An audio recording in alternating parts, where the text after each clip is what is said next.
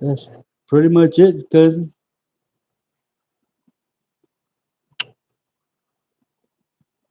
Yeah, it's kind of like I don't know what's going on there because I we've don't done a live know. before with no problem, and this time around you try to go live and I couldn't see you or nothing, but I can see you now.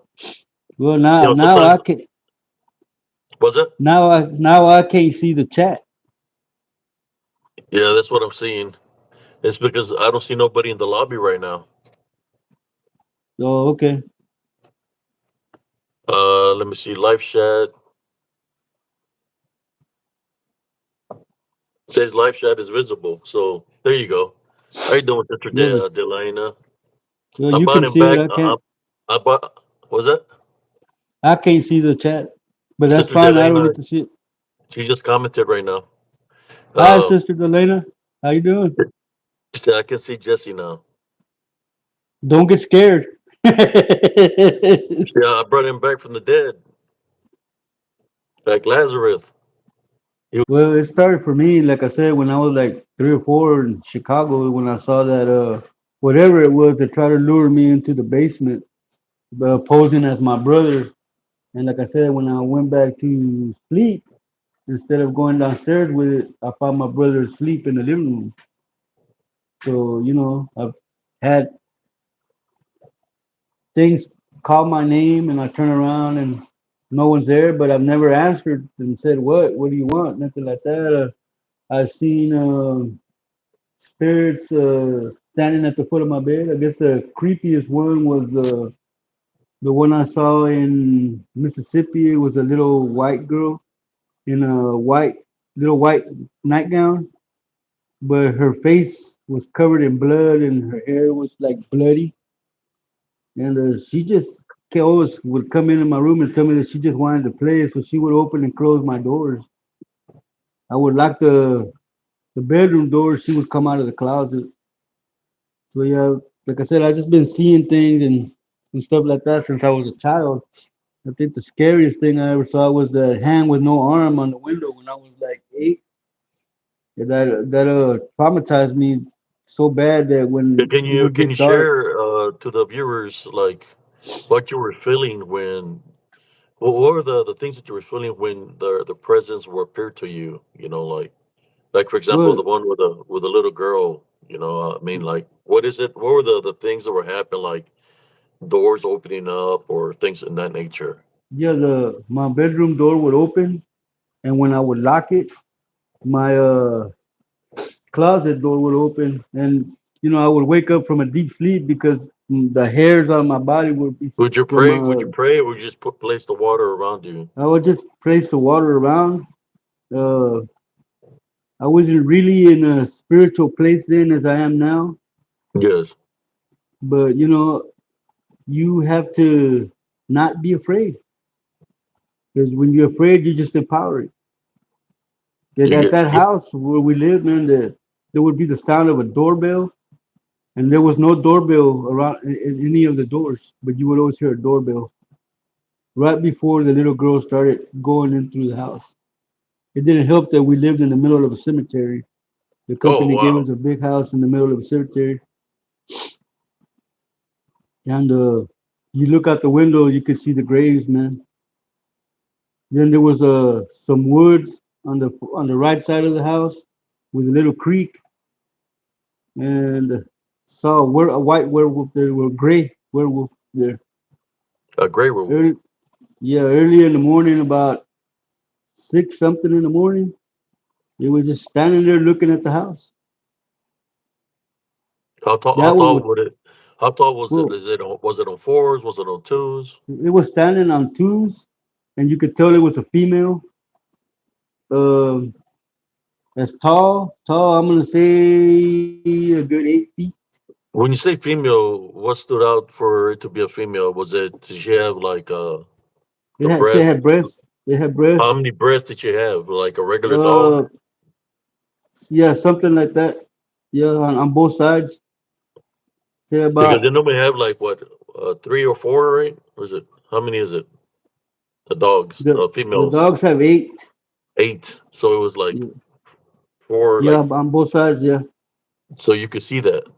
Yeah, from was the window that the room that I had faced the woods, so I could see the creek that was there. So, so this was only happening in the morning, or you ever see anything at night coming from where you would see this? Well, I would work at night when I was over there. So the male werewolf that I encountered in Mississippi, it was around 3 in the morning when we saw it. We were all working. I saw it from the cotton feeder, and it was taller than the cotton bale, the cotton modules. It was taller than the cotton modules, man. The cotton module stands a good 7, 8 feet tall from the ground, man, and it was taller. I It could is. see the whole It body was just walking. He was just walking on twos. He was walking on twos, man, through the whole property. And the people that worked there at the gym, they had on-site living quarters, and they had children. So all the work ceased, and they started chasing it, and they couldn't catch it. It kept like time warping. It would be here and then be there, be here and then be there, and everybody got into pickups and they were chasing it. I with was the the only lights. They had dumb the one. lights on and everything.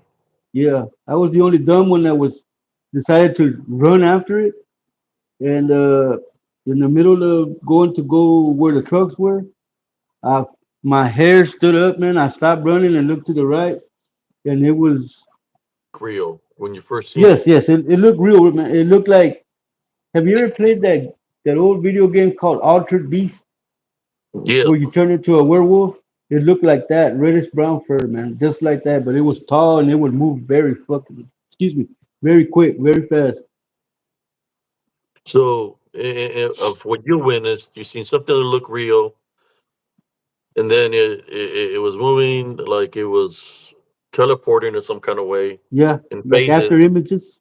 like in phases, Uh huh. and then it just disappeared on you, and it smelled like sulfur. So, do you, what would, in your opinion, what would you consider it just by what you witnessed?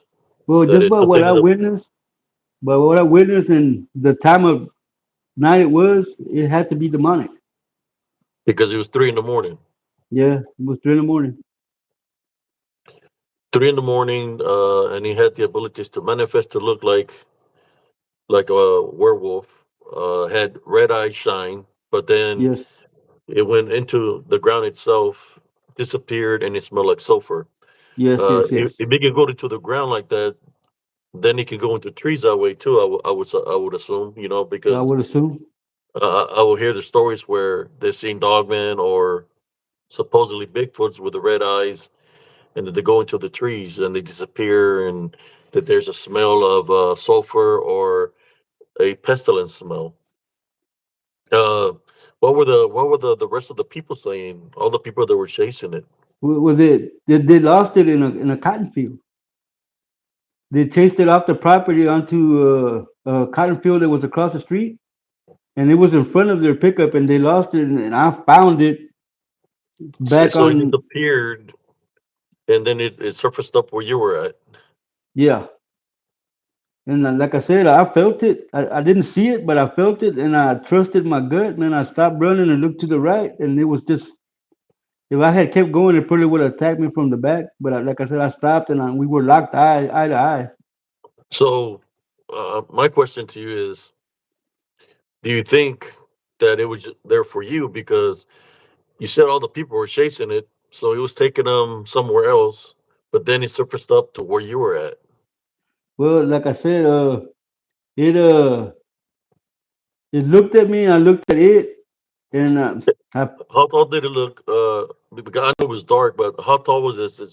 You said about a tractor at that time, right? no, I was by a cotton module, man. Ya el I don't know how algodón big the that we cutting press. modules are, cousin. Explain to them The what a a good cutting cotton module is. a cotton module, man. After it's been pressed in the machine, it stands a good 7 to 8 feet tall off the ground, man.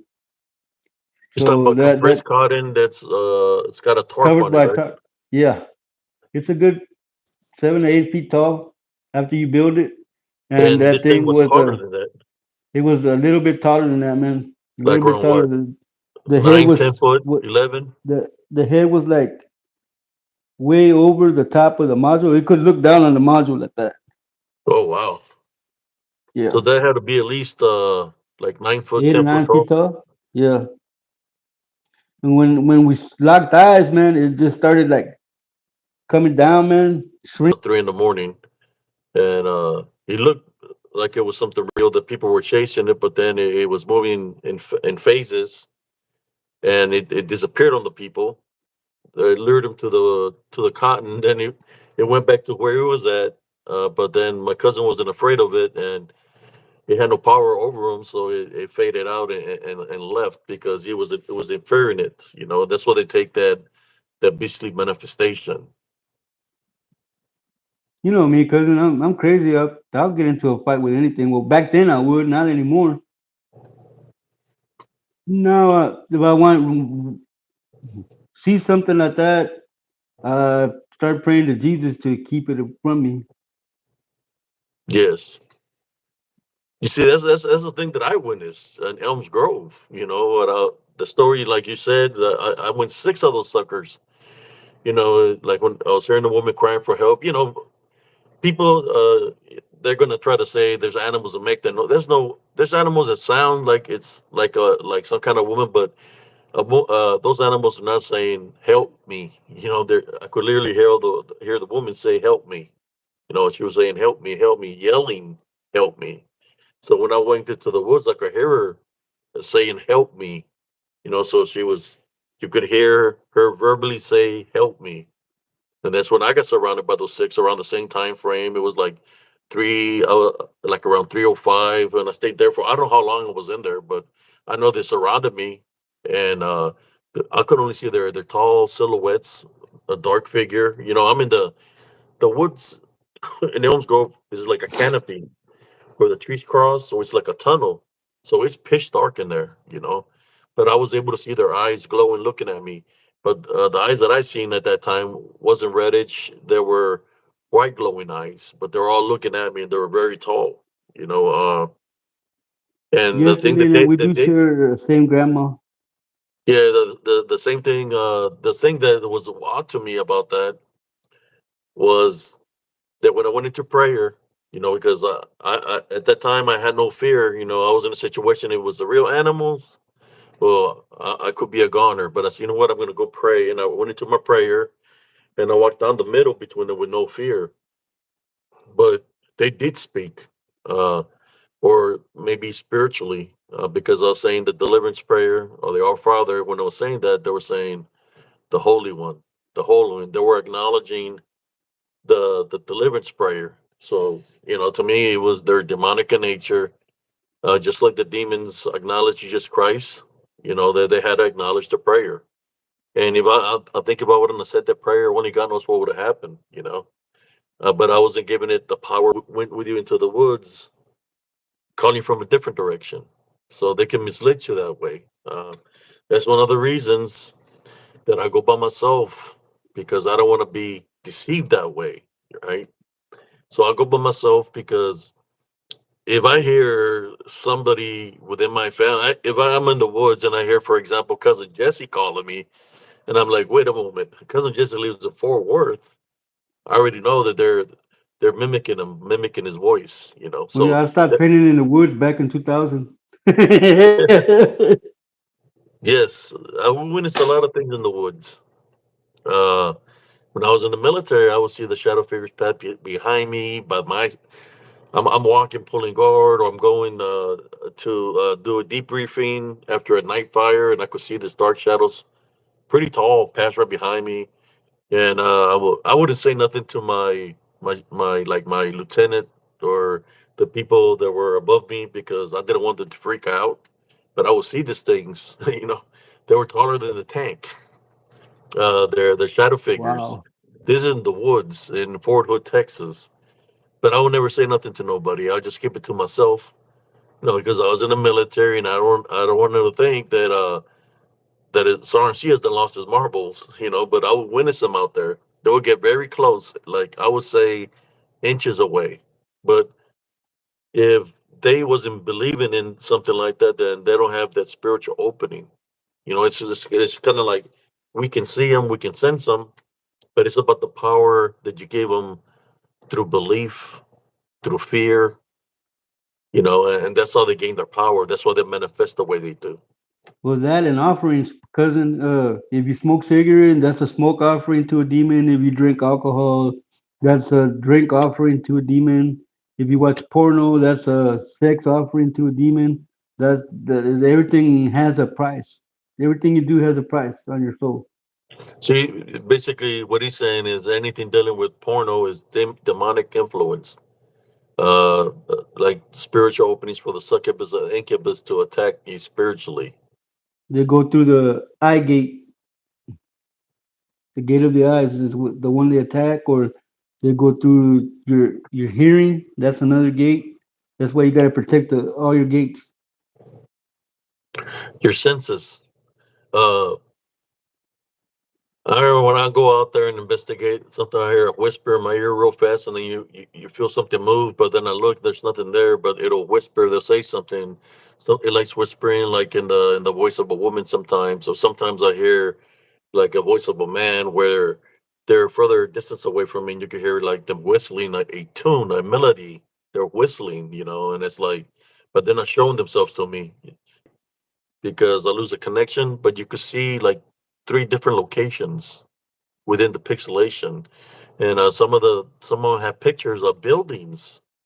I'm like, where did this building come from? Like it's a different time era, Yeah. like it's a time portal, and these demons are coming from different time eras and time of the past because some of these buildings look old, you know. So they're coming through time portals, or I ain't gonna say time portals, or but through different times from the past, present, and future. Some look futuristic, and some look from the past, and that's where they're surfacing up.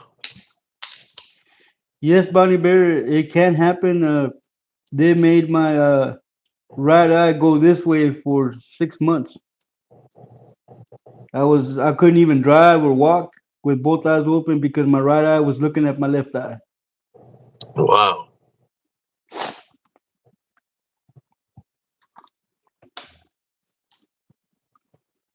So let's talk a little bit more.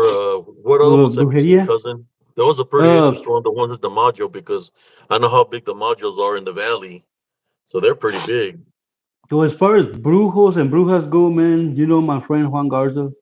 His grandma was a bruja. She turned into a lechuza, and he also could turn into a lechuzo. Because Did you ever one see night him? Did you ever see him manifest? no, I never seen him manifest or transform, but I saw him after he was transformed because I went and dropped him off one night and walked home. I lived 2.5 miles out of town, and he told me the next day the route that I took and everything that happened to me on the way home. And I'm like, man, you weren't anywhere near. I was by myself. He goes, you remember when you looked up and you saw that white bird flying overhead? I said, yeah. He goes, that was me. So yeah, that was a white lechuza that he turned into. And he would tell me, man, that anybody that ever messed with him, he had these candles with black candles with snakes on them. And he said he would use those snakes to invade their dreams at night. So yeah, about brujos, yeah, I know So about he turned brujos into a and white lechuza. two generations of family friendship, man. And So, his kid and my kids are friends, so that's 3 generations of Carbajals and Garzas being friends. oh wow, your son still lives in the valley? Yeah, he lives in Beeville, man. Oh, in Beeville. Yeah, he lives in Beeville. He works there at the prison. He's a prison guard. Oh, that's you got a good job then. Yeah, he's got stripes now, man. So I'm pretty proud of him. That's good, man. That's good. I Congratulations just, to him. I just don't like the fact that me, my brother, and I were criminals, and hey, well, we know you, we know your dad. You're Jesse boy, No, and I know your uncle Chuki's and your uncle Gilbert and your uncle Mario, and he called me, man, your family's a bunch of criminals. Not anymore. Not anymore, man. somebody says here. Let me see. Let me see some of the comments here. Bounty Hunter Mines doing it too. We had Storm earlier.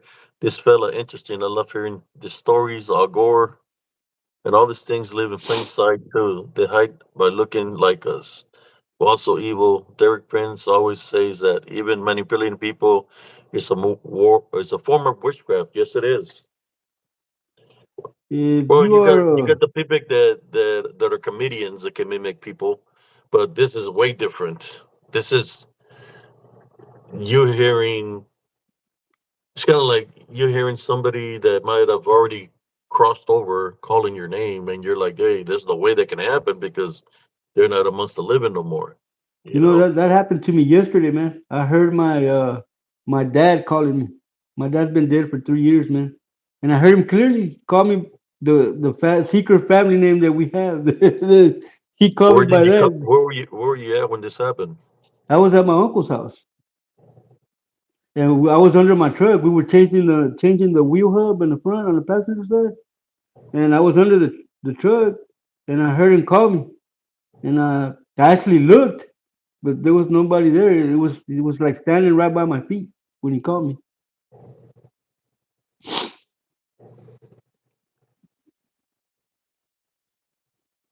Sister Delena says Jesse always makes me laugh when he laughs. Sorry, Delana. Um, it's like it reminds me of the time where we were working on my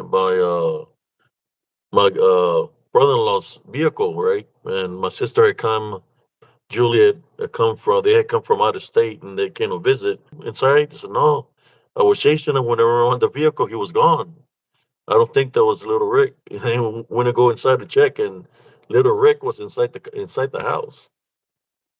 You know, when you Wow. talk about double hanger, but I think he Double was ganger? chasing. He was changed. Well, what he was chasing was A double ganger? yeah, like a shadow figure in the manifestation of him, or something that manifested to look like him. He was lured him away. He lured him away around the tree, around the vehicle. You know, and my brother-in-law said, "I never seen shit. That's all nonsense." But that day, he was freaked out. I mean, he was like like a foot away from him, and he was going when he went around the vehicle. He was gone. Primo, I say this, man, and this is just my opinion. I've been out, seen brujas, I've seen paleros, I've seen, witchcraft.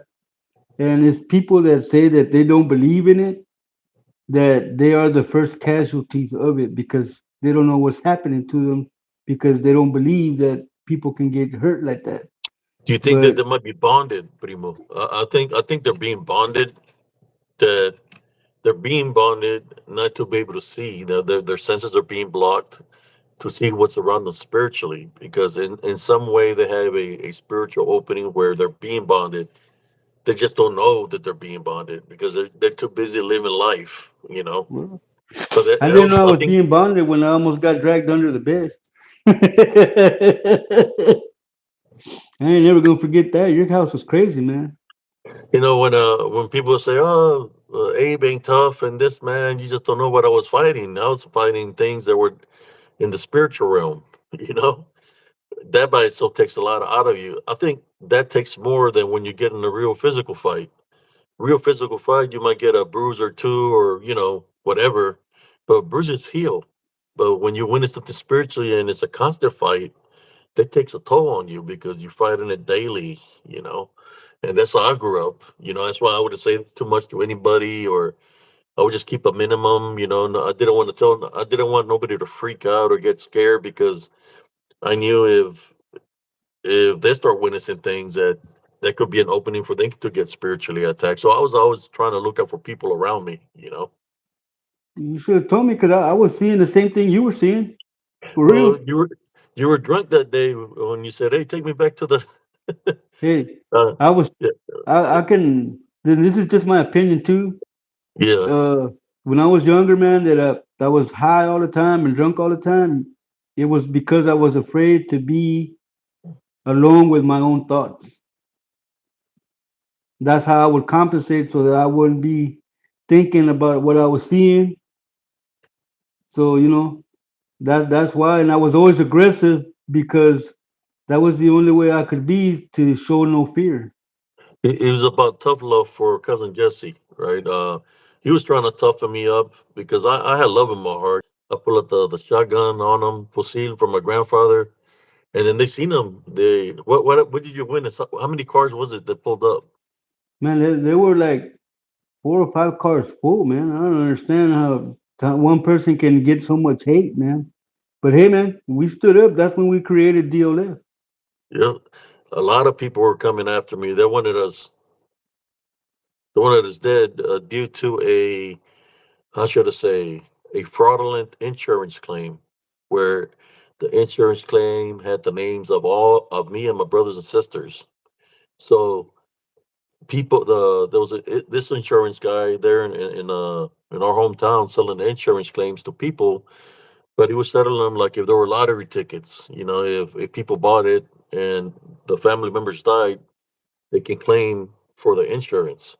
So that's what people were coming up against me in that nature, that they wanted me and my brothers and sisters gone so they can claim those fraudulent insurance, in which it wasn't fraudulent because it was legal. So that was able to collect that money if we got taken out. So that's what that was about. That's why I talk about the crooked cops and the crooked people within the city, because there's a truth. I had a judge that told me something once, and I said, you know what? You can tell me whatever you want to tell me right now, but I know the truth. I said, you're trying to tell me that you're trying to make fun of my mother. I said, wait till you, I said, you're going to die before I die, and you're going to have to pay for the crimes that people committed under your watch. And that's what I told that lady, and she never responded back to me or anything, Well, that's why I because she, can't live in South Texas, cousin. I can't stand the corruption. I can't stand the fact that if you mess with somebody, you don't know who they're connected to, and then the next thing you know, you bring a whole lot of hurt out of nowhere for yourself, man. Because over there is not what you know, it's who you know. yeah, that's what it is, I wasn't afraid of whoever, It's like all I know, if they ever came up to the area where I lived and they came in a thoughtful manner, well, that was gonna, only God can take care of, but I would have to do what I have to do. Trust me, 10 years in the military, there's a lot of land all over Texas. you know, just put it that way. If I had to handle somebody coming at me in a negative way that they want to do something to me, I would have to handle them with the Love Foundation. But yeah, there was a lot of crooked people that were doing crooked things, and Was still are, oh, man, they still still are. are. I'm not gonna say was, still are. The same That's what the that's same why I never families are went still back. in political power, This never went back to that hometown. and that's The why I can't be witchcraft, there. the the witchcraft is still there. Also, I see it sometimes for people that live in the town.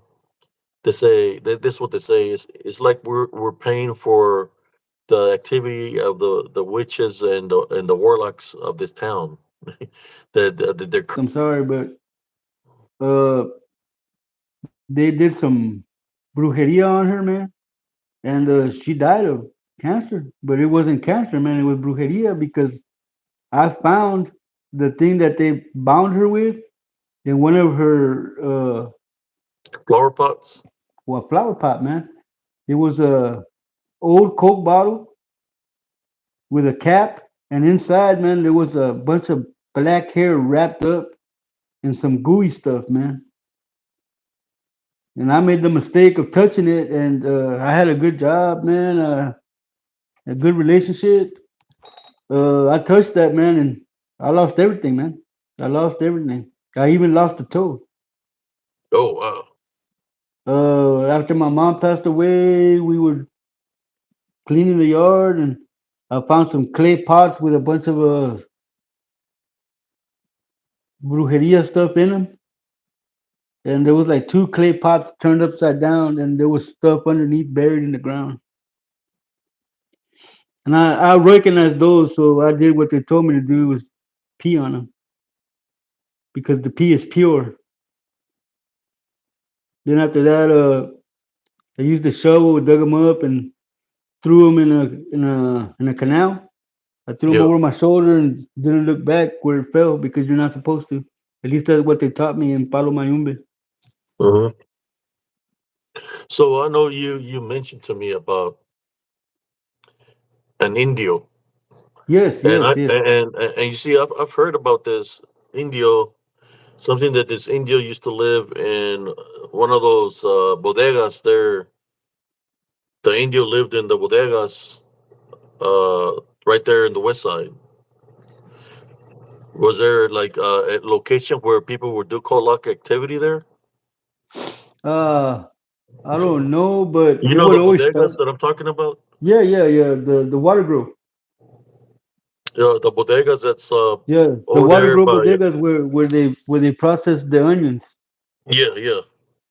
Yeah, but it would always start. My mom was dying basically, and you could hear that Indian start chanting around 6:30, close to 7 in the afternoon, and you could hear him real loud, man. I mean, I'd go outside to see if he was in the alley or in the corner, but I could never see him. I could just hear him, and then they would start knocking on the door, and the front door would be open. They'd knock on the screen door, and you sitting in the living room. You know how the living room was, looking at the door. There would be nobody. Life to Jesus Christ, and that Jesus Christ would protect her. And I guess she listened, and she became a reborn Christian. Yes, yes, She would, she did, man. She found the heavenly Father, man. Uh, yes. that's why she knew who did it to her, and that's why she made it a point that only immediate family could view her body, sisters, brothers, children. After we viewed her body, they closed the casket and then let everybody else in, and it was closed casket because she knew who did it. So It was a it had to family member. be It was a family member. somebody within the family. It was a cousin. Between me and you know the name Magoo? Who? Yeah, Magoo. Magoo, Yeah, his wife.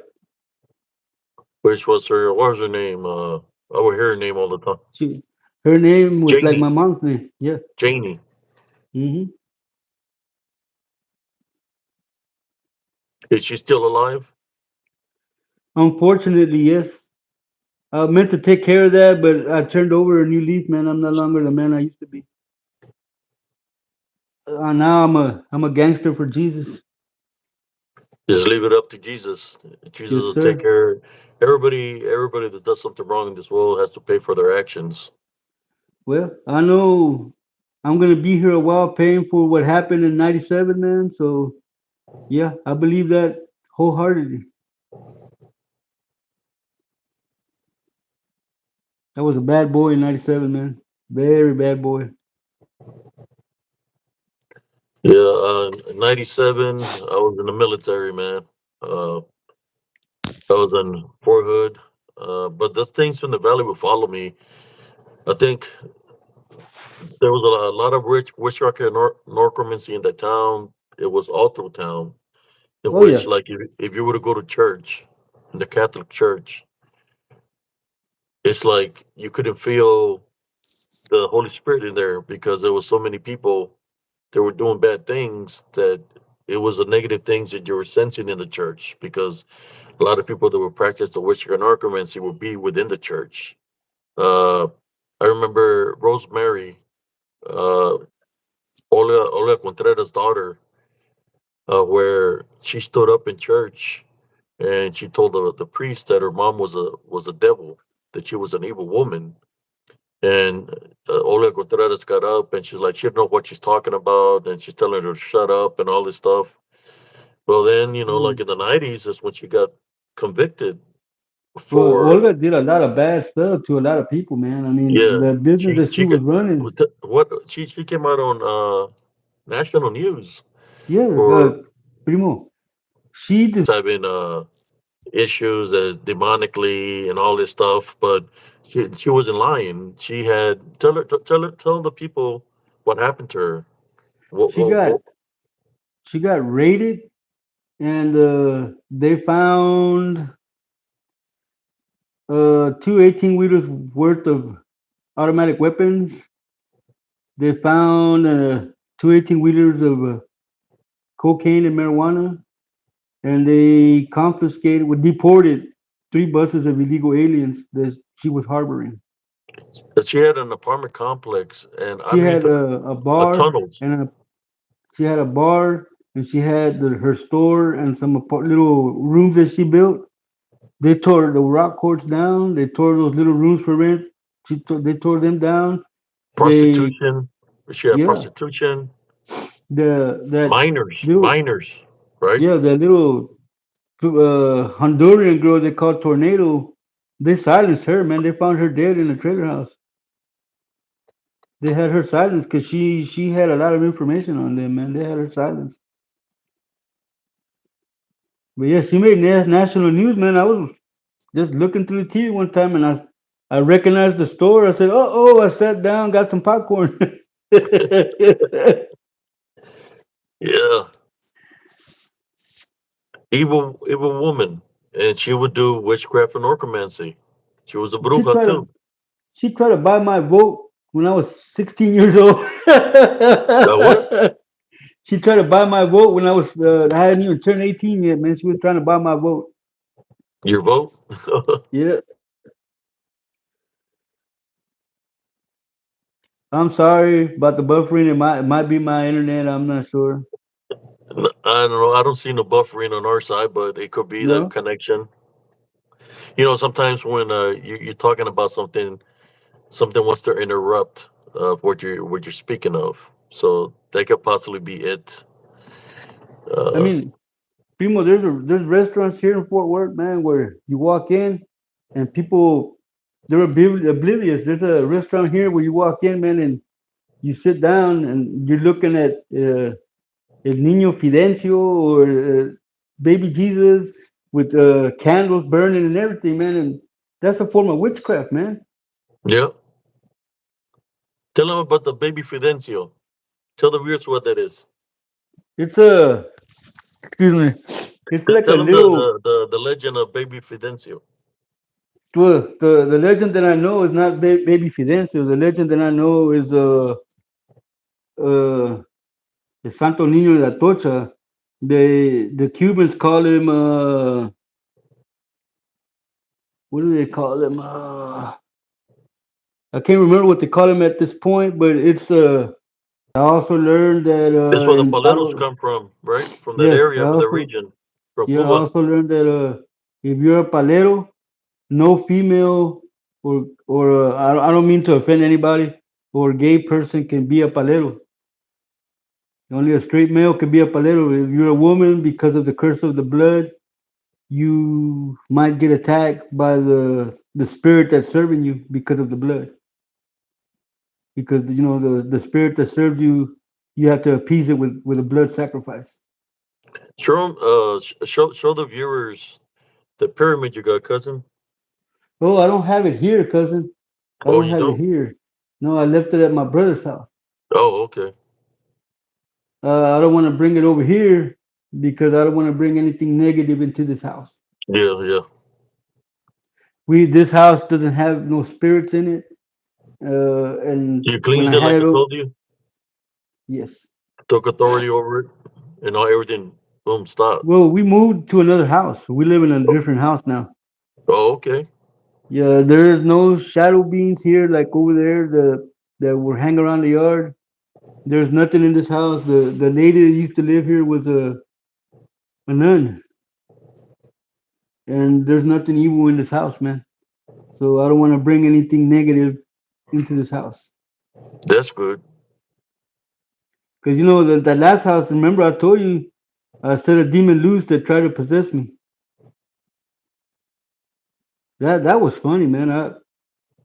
I mean, it attacked me from the back seat.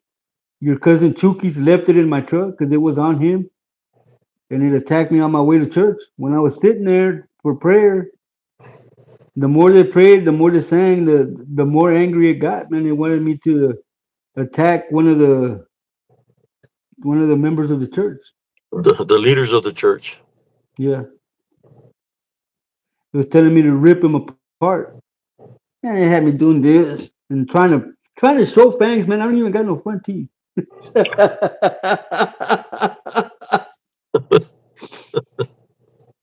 So That's I got up and left, and they tried to stop me, and I told them what was going on, and they were like, "No, you're at the church. You're in the right place to get it taken out of you." I go, "If I let this being out of me, whoever it enters that can't handle it the way I'm handling it right now, something bad is gonna happen in this church because it wants destruction. It wants chaos." So I got in my truck. I drove home. I called my mom. I told her, "Hey, leave the holy water out on the porch and go in the house." The whole time I'm driving, my head's doing like this, and I'm trying to show fangs, and I'm laughing at myself in the mirror because I have no teeth, man. What fangs am I gonna be showing? So I get home and I see the holy water. I spray myself. I take authority over it and tell it to get out of my vessel, and that it can't stay in my yard or go in my house.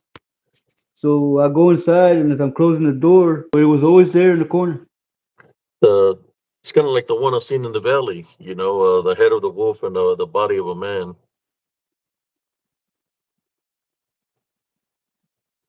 Oh, trust me, Bounty Hunter, they're there. Have you seen something through a parallel vision? They're there.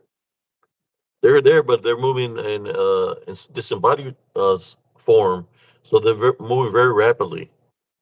But you're I able to saw see it. one bounty. I saw one in my backyard. It was by my back window. I used to park my truck in the backyard. And when I drove up, my truck had been running for hours because I went all the way to past Killeen and back. I stopped at a racetrack down the street from my house and put gas and drove to my house. No problems. When I pulled into the house, I saw this shadow being that looked like it had Indian an Indian headdress and a tail, and it disappeared by a tree that was in the backyard, and I had to pass that tree to back up and park my truck. When I got to the tree, my truck died. Oh, it just died. It had been running for hours, no problems.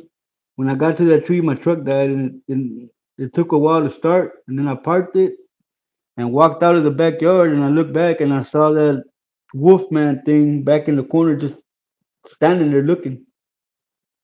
But that house, front yard, backyard, there was always shadow beings back there, man.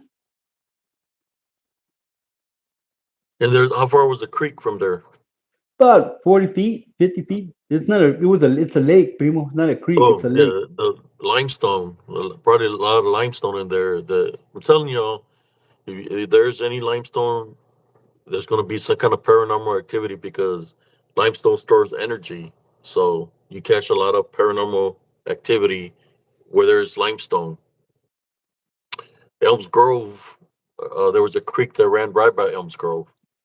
So there was a lot of activity there because of that limestone. Lakes have limestone. Raymond Bill is built on limestone.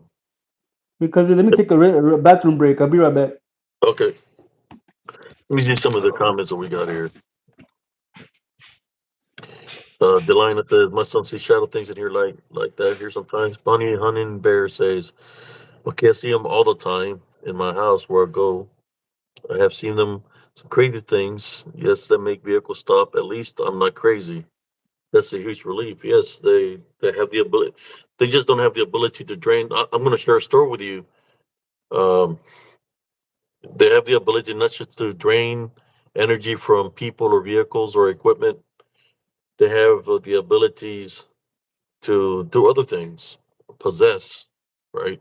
Like you heard, cousin Jesse, something was possessing him, and he was showing his fangs or his teeth, but he had no teeth because he said he's missing teeth. So I could things in that nature.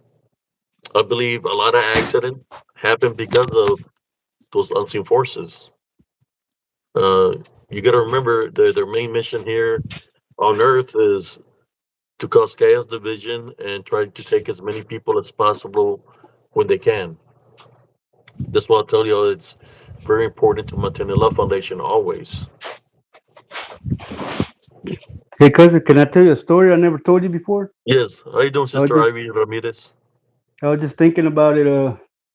When my little sister was a teenager, Mm-hmm. uh, my dad met a visiting palero. He was from, I don't know where he was from, but he was visiting. And when he came around, a couple of days later, my little sister started experiencing activity in her room, and they were trying to drag her out of the room from the window. The door to her room would slam shut, and then we could hear her screaming in there, man. And we never put two and two together. See, what happened was that visiting palero was trying to take her soul, and when we figured it out, we went after him, man. We ran him out of town, and his his uh his friend that was a palero started doing stuff in my sister's room to negate all the stuff that other guy had done, man. But my sister, she was blessed also, man. She could interpret dreams, and if she dreamt about you, whatever she dreamt about you would come true. So I guess he was trying to steal her light. I don't know, but yeah, that's another thing that But she happened that passed I away. Your witnessed. sister, right? Your younger sister. Yes, my sister been dead now for two and a half years, man. Tell them about the activity that was happening, cousin. How it was like con su esposo, her husband, right? Yeah, man. He went off the deep end, man. I don't know what bonded him, man, but he knew that she wasn't good anymore, and he wouldn't even go visit her at the hospital, man. And then he would come and lie to my mom and said that he went. And yeah, no, man, he turned evil, evil, man. He was evil, very evil, man.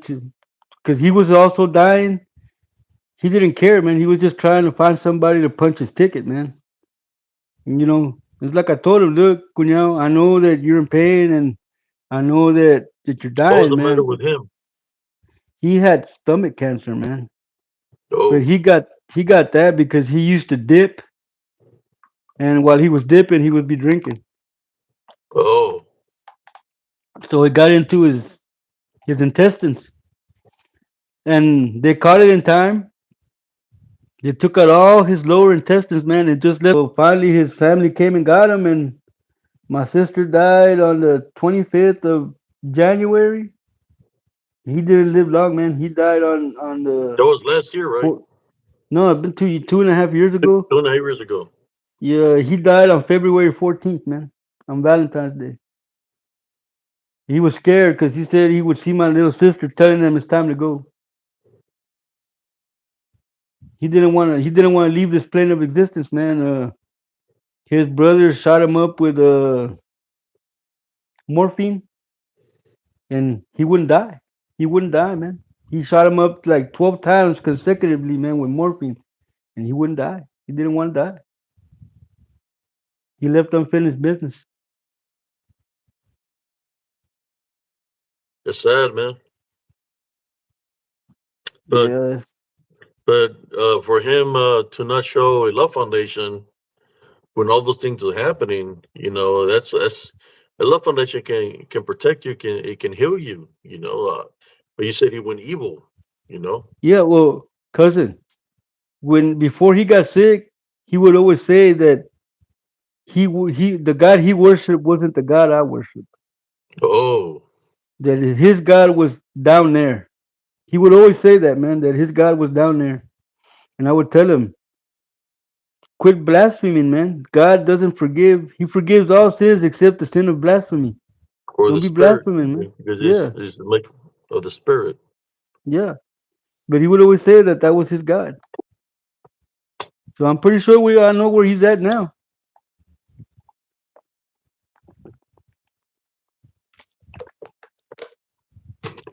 For like the first 6 months, man, I would always see him sitting in my truck. Mm-hmm. His spirit. Just, yeah, just sitting in my truck. Because the last time I saw him, he wanted to take the truck. See that truck? He told me when he passed away, would he was giving it to me. But before he passed away, man, he was trying to like take the plates off of it and take the tire. He, like I said, he was just not all there anymore, man. Just evil, man. And like for the first 6 months, man, I would always see him sitting in the driver's side of the truck, just sitting there at night. I don't see him anymore, man. I'm glad. You seen him like he was a regular person sitting in the vehicle or just a shadow? No, no, you could see him and know it was him. You could see it was him. Kind of like my truck back home. Yeah, when I could You see your heard the mom sitting in the truck. you could see the you could hear the door open and close. Well, I could see your mom sitting in there, man. Especially when there was a full moon, you could see her hair just and her whole shadow just sitting in the truck, man. Or at least I could. I don't know if you could see it, but I could. Yeah, I'll see something. I sold the truck, got rid of it. But you could always hear where the door would close and slam in the middle of the night. And yeah, you Yep. could see somebody sitting on the passenger side. Uh, well, look what happened when I drove it that night. You know, Yeah. Sister Delana said when my primo killed himself, my tia saw him sitting in front of her car, in the car. Yes, brother and sisters, that was a lot of activity. You know, as y'all know, I lost my mother at a young age. Uh, yes, those activity that would happen in that truck at nighttime. Every night. You I, I hear regret I regretted having fixed that truck, man. Then we got attacked you by the could Bigfoot. hear the door open and close at nighttime like several times. And if you looked out the window, you could see somebody sitting on the passenger side. Sometimes well, the day that I took it to I was driving the truck to the cemetery where I passed that ranch and I turned to go towards the cemetery because I wanted to go visit her grave. And I see the lights of the ranch behind me through the rearview mirror. Next thing you know, I'm going, I think 30, and the truck, I could see the post, but I'm not passing the poles that are in front of me because it's nighttime. So I step on the gas and I see the speedometer go 30, 35. And when I look through the rear mirror, I can see the lights of the ranch behind me. The only thing I see something dark. So as I'm seeing 40 miles an hour and still the poles are not, it's still in front of me and I haven't gone forward, it's like something drops the rear end of the truck. This is a 1965 Ford truck with a lightning bolt in the front. You know, they're pretty heavy, pure steel, right? It gets dropped and I lose control of the truck and I almost run into one of those poles. And I did see something huge standing behind me. So I didn't stop at the cemetery. I was freaking out and I drove all the way home. When I get home, they see me and they're like, he wanted they're like, hey, what's going on? And I wouldn't say nothing to him because I was kind of freaked out. And I said something happened over there. You know, something dropped the back of the truck, and they were like, it's just in your imagination, cuz you know, because Jesse was drinking some beers, you know, at the time, even though he was underage. He, he was drinking a beer, right? And they went. Him and my brother went to go outside to look at the truck. What did you find, cousin Jesse, when you went to go look the at the truck? tail the tailbed was torn off of the truck. The tailbed. The tailgate was ripped off. But then what'd you say? Let's go get a beer. He said, "Let's go get a beer. Don't worry about it, cuz you're tougher than that. You don't fear nothing. Don't fear that." You know, right? What you Yeah. seen a witness. Did I eat those words? Yes, I did. I was like, okay, let's go. So I went and we parked in the. Mind you, the truck was illegal, very illegal. It had no nothing, no insurance, no sticker, no nothing. It was We were illegal. breaking the law, breaking the law. Breaking the law. So I parked in a block behind the store. It was a Coastal, I believe, right? And he went to go buy his quart of beer. So as I'm waiting for him, I see something come from the field, and it was real big, and it was moving pretty rapidly.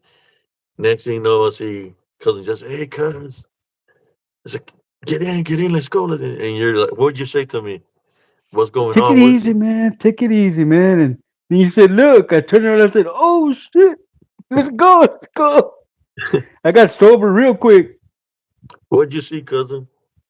A big old black shadow coming, and it was big and it was moving fast. I lost my Coming. buzz. It was following us through the city. We tried to take the best shortcuts, and it was chasing us till we finally made it home.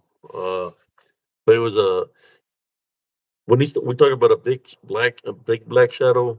Imagine Bigfoot when people say how Bigfoot looks. Well, that's how big it looked. Kind of the shadow shape, the form like a Bigfoot. Wouldn't you think, cousin? It Yeah, was we pretty were doing massive. 40 and it was catching up, man. It was pretty massive, Yeah, it but was huge. it was in shadow form. Tell them about the when you slept in the in the back room. What you witness?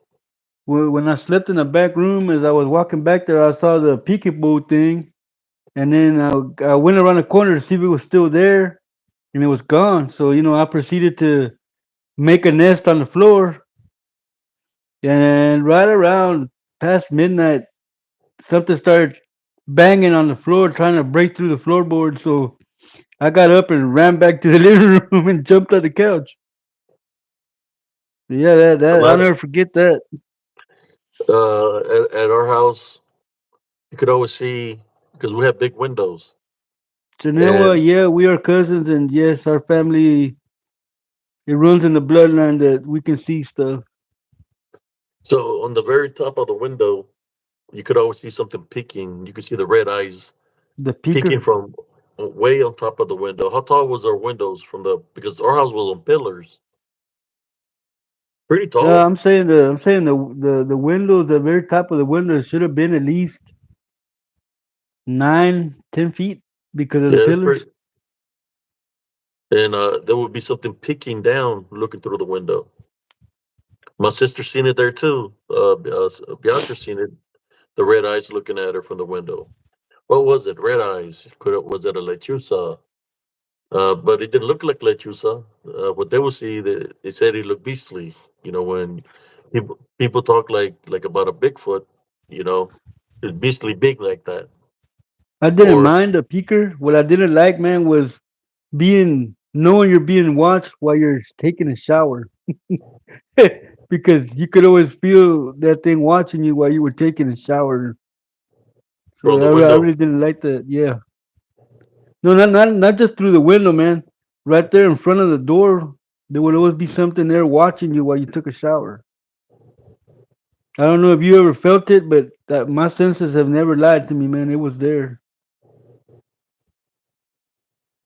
A lot of activity in the backyard. And the other lot, you can see all kinds of activities and things moving there in the darkness, dark shadow Yeah, figures. that Uh, dog Ali would be barking all night, man.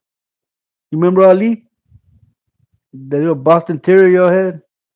yeah, He would be barking all night, man. All night he would bark because of all the activity that was in that yard, man. And we he didn't would care. make this ugly howling sounds when uh the unclean forces will come. It's like this ugly sound. The dogs make this ugly howling sound when there's a negative force or something demonic around. It's one of Yes, those howls that's very like when a primal. dog is, huh? Like a dog is A in very pain a or very something. primal, a very primal howl. Yeah,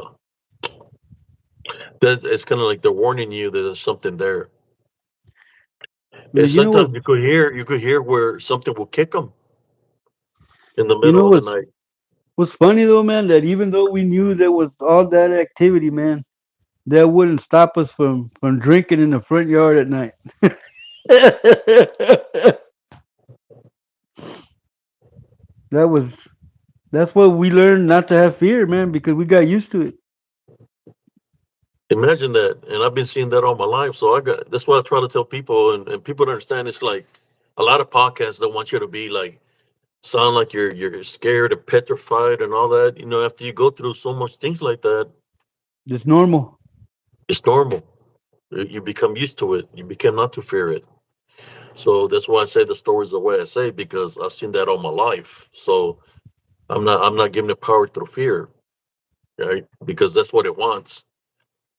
I understand if maybe somebody had one incident happen to them that they're going to be petrified because it's not understandable. But when you fight this forces of the balance all your life, you become used to it, immune to it, should I say? Not Hey, saying that Bounty, that sounds like a succubus, Bounty. If you woke up being choked, you were in the grip of a succubus.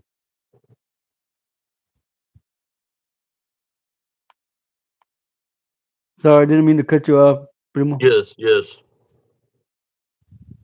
succubus and incubus, they attack you s- in your dreams.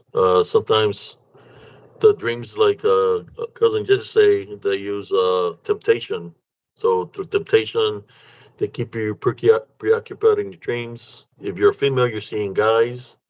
If you're a male, you're seeing naked women. So they They try to feed tempt off you of like that. your life force.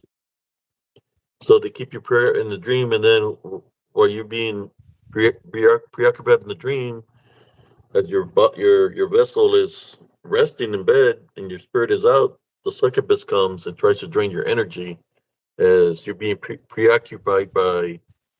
I guess you could say, to me, there would be like sirens of some sort because of where they were dressed, of where they are.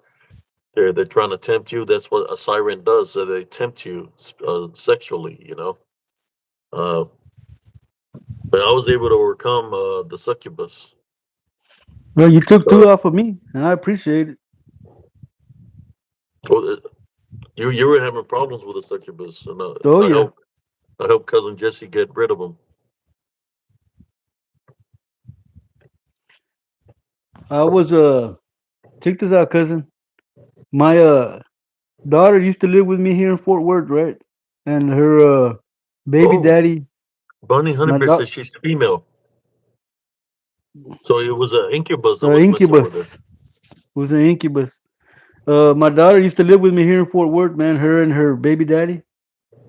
Well, one morning I woke up, right, and he was acting really funny. I go, "What's the matter?" He goes, "I'm gonna tell you something, man, but it told me that if I told, it would kill me." I go, What's going on?" He goes, "Last night while I woke up to go to the bathroom, and there was a black demon with wings laying between you and your wife.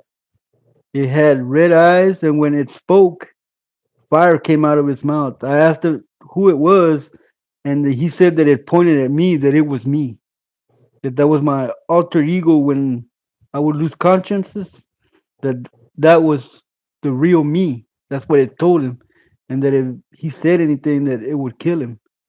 So I don't know if they were gonna go through with what it said it would do, but That was the yeah, incubus or the succubus. yeah. That is, it was attached to you. Thank you, Al Gore. Oh yeah, they exist. When you wake up with bruises, you don't know where the hell they came from. I woke up with this one. It looks like a freaking hickey, dude. It is a hickey. Don't look like one. It's a hickey, That's what I'm trying to tell you. I woke up like this. This cousin. mark here. When I was like 11 years old, we lived in this house here in Fort Worth, and it was the first time that me and my brother Joe ever had our own bedroom. All right.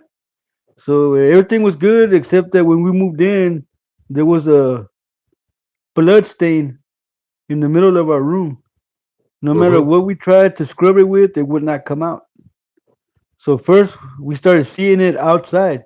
It would always walk around midnight. It would pass by the kitchen window and go outside to the front porch. He'd get off the porch and there was a dead stump of a tree in the front yard, and it would disappear there. No problem. All right. Then we started waking up with scratches. So obviously it was in the house. Yeah. So it was my dad, my mom, my little sister, myself, and my two brothers. We all slept in one room, in my dad's room, because but it would go through the rest of the house, man. And I remember one time my dad was laying down in bed at night, facing the window, and I don't know what he saw, but he saw, he peed his pants, man. Wow. He got up and took a shower. He peed his pants. I don't know what he saw on the porch, but it affected him in that much scariness, I guess. When we moved out from there, man, about a week later, the house burned down by itself. Oh wow. Yeah. So yeah, that's another story. Sister Delena said she woke up with bruises. She's when I had sleep paralysis, my head and arms would feel strange. I never saw any men just want to scream, and I'd be unable to move or awake. And she said I have woken up with leg bruises. Blue Will Sounds like says an incubus. I woke up with three scratches on my back. Google it, and I guess it's not the only. I'm not the only one. Yes, three scratches. That signifies a like a making fun of the Holy Trinity, right? Alex, So it's right? If you felt demonic. something on top of you, it was probably a demon sitting on your chest so that you couldn't move.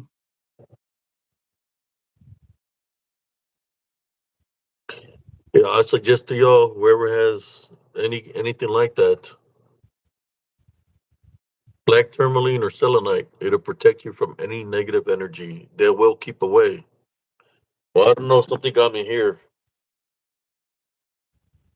in the arm. I don't know. Maybe I might have bumped myself to something, but yeah, black tourmaline and selenite will protect you from any negative energies. Or the color baby blue. If you got any shirts that are color baby blue, put it on. It'll warn off negative energies. If it, turquoise is like light baby blue, right? Turquoise is a color. I got one here that's like it's called angel light. It's light blue, and of course there's a lot of minerals that are light blue. But there were lapis lazuli. Uh, that'll protect you from negative energies. But of course, the ultimate protector is Jesus Christ.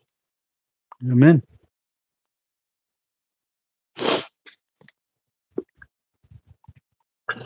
Sister Delena said her favorite color is baby blue.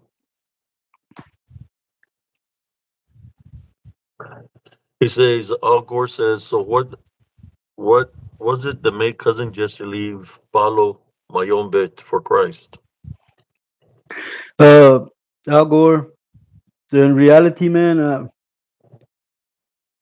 the senseless slaughter of innocent animals, they must be sacrificed to appease the spirits for a blood sacrifice. It's just um, you can feel the negativity when they're doing the ceremonies, and even though they try to make it sound like it's a Christian thing, is not. Anything that has to spill blood It's a is form of not of God. witchcraft, sacrifices.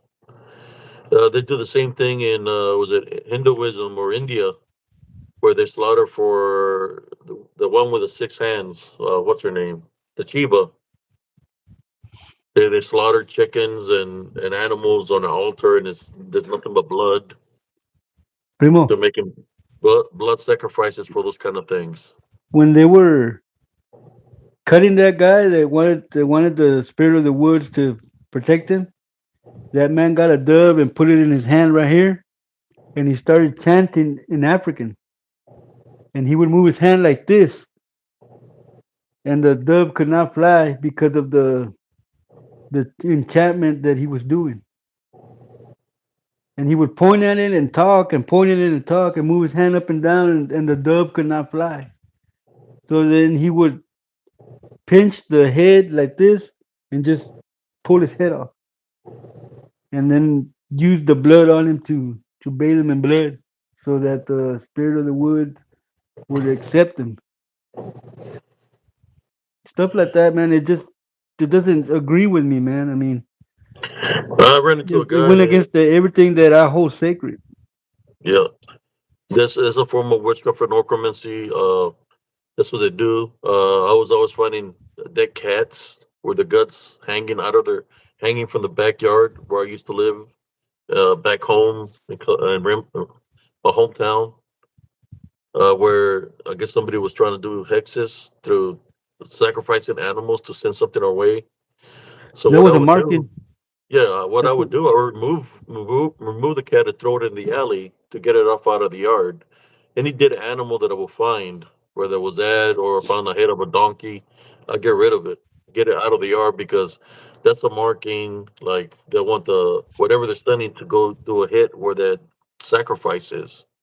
So anytime I find a dead animal, I will get rid of it. Get it out of the property. That would be my suggestion to y'all. Uh, and don't touch it with your hands. Touch it, put gloves on or something. Or something. If you got a you never touch shovel. it. You never Yeah, touch anything with your bare hand. Never. yeah, You have to worry if you see something in your yard you never seen before. Uh, touch it with a shovel. Don't ever touch it with your hand. yes. Uh, it would be best if you threw holy water on it. If you don't got holy water, you can urinate on it. Uh, any kind of powders. Be aware if anybody approaches you and blows something at you because that's also witchcraft. Uh, check your shoes because you want to get rid of somebody to have them quick coming around. You put a crushed chiles into their shoes, and that makes them leave so that they don't come around you. Just Uh, simple stuff like that. Sometimes when you're dealing with spiritual warfare, uh, when somebody's already placed a hex at you and you fight it spiritually, they're always going to try to come back because they want to see. They're going to ask you. This is one of the things they're going to ask you, and it's weird. It could be somebody you haven't seen in a long time, but when the enemy tries to do something spiritual to you, they're going to ask you something, and what they ask you is this: "Hey, how are you doing? Are you doing okay? You're not sick or anything like that?" Because they want to know if the spell that they did was effective. So that's one of the things they're going to tell you. So when that person comes and tell you that, spiritually, they're identifying themselves to you, letting you know that they're the ones that are trying to do wrong to you. So that's when you maintain your love foundation and deflect the negativity so it can go back to them. But it's always going to be somebody that you least expect, the one that did you the wrong, or it could be somebody you might know that they're going to go up to you and they're going to ask you, "Hey, how are you doing? Are you feeling okay? You're not sick? You're not feeling a certain way?" Because they want to know if the spell of witchcraft that they did to you worked. So that's what they're going to ask you. But they're asking you this like they're pretending to be your friend, but in reality, they're identifying you through spiritual law. The enemy has to identify themselves to you. So they're telling you this, uh, but they're identifying themselves to you that they're the ones that did the wrong to you. But if you don't accept it, it's got to go back to them. That's what they come and ask you because they don't want it to go back to them seven times fold. And normally by the eighth day, you know who's come up against your spiritual because on the eighth day, uh, as as you maintain your love foundation, something's going to happen to the person that tried to do wrong to you. It always happens that way. The eighth day, uh, this happened to me numerous times. Let me see. We got How see well, somebody. granny magic. Elastic Machinery said Abe's cousin just described Appalachian powwow, granny magic, the positive remedies.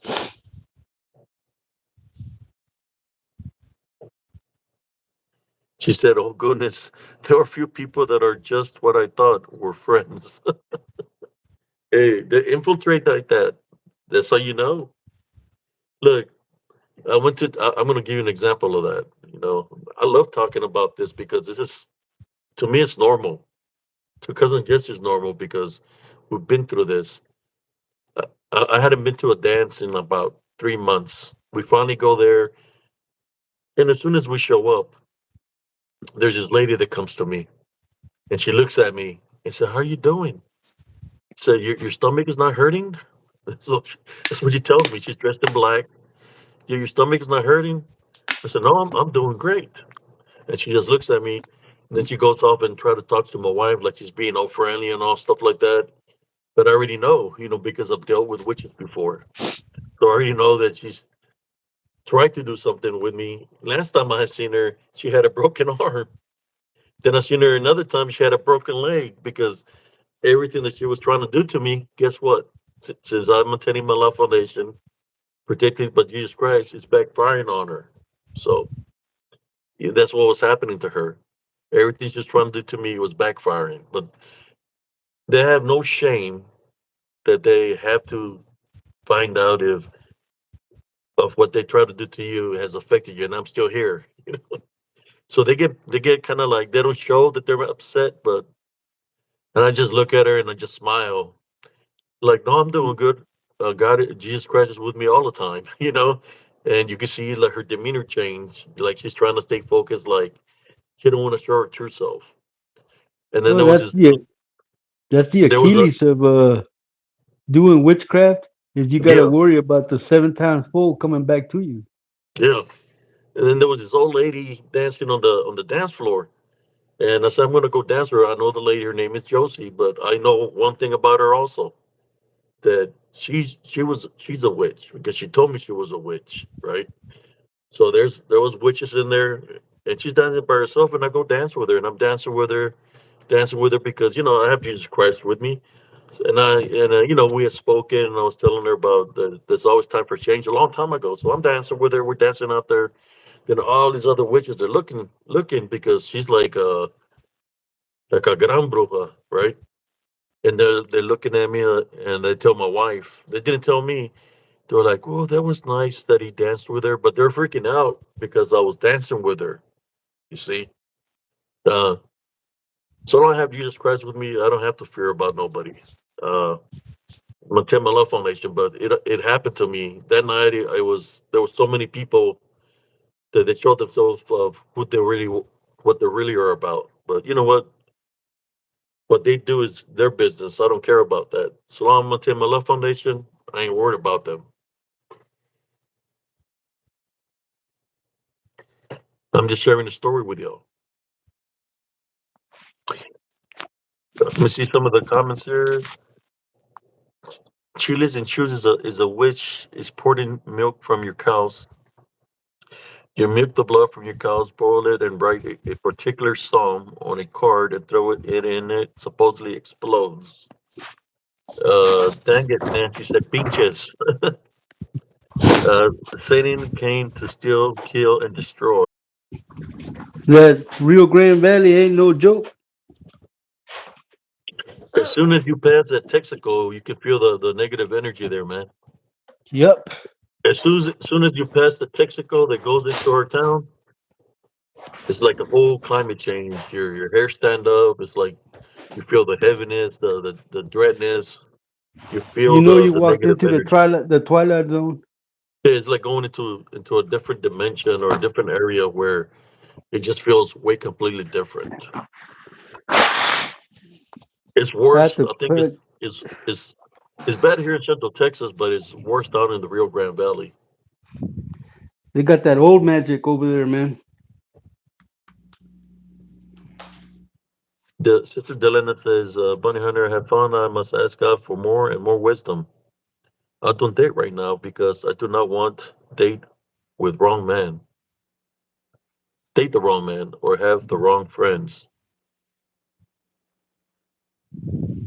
And so when you peace and we fully follow God and read this word, the demon sightings will stop. I had to Uh, sit close to the wall, man. My phone was just about to die. oh, it's fixing to die. No, no, I just plugged it up, man. I went and got my charger out of my room, so I'm just chilling in the living room. You see, cousin Jesse spent time with a palero, and I spent time with a curandera, a medicine woman.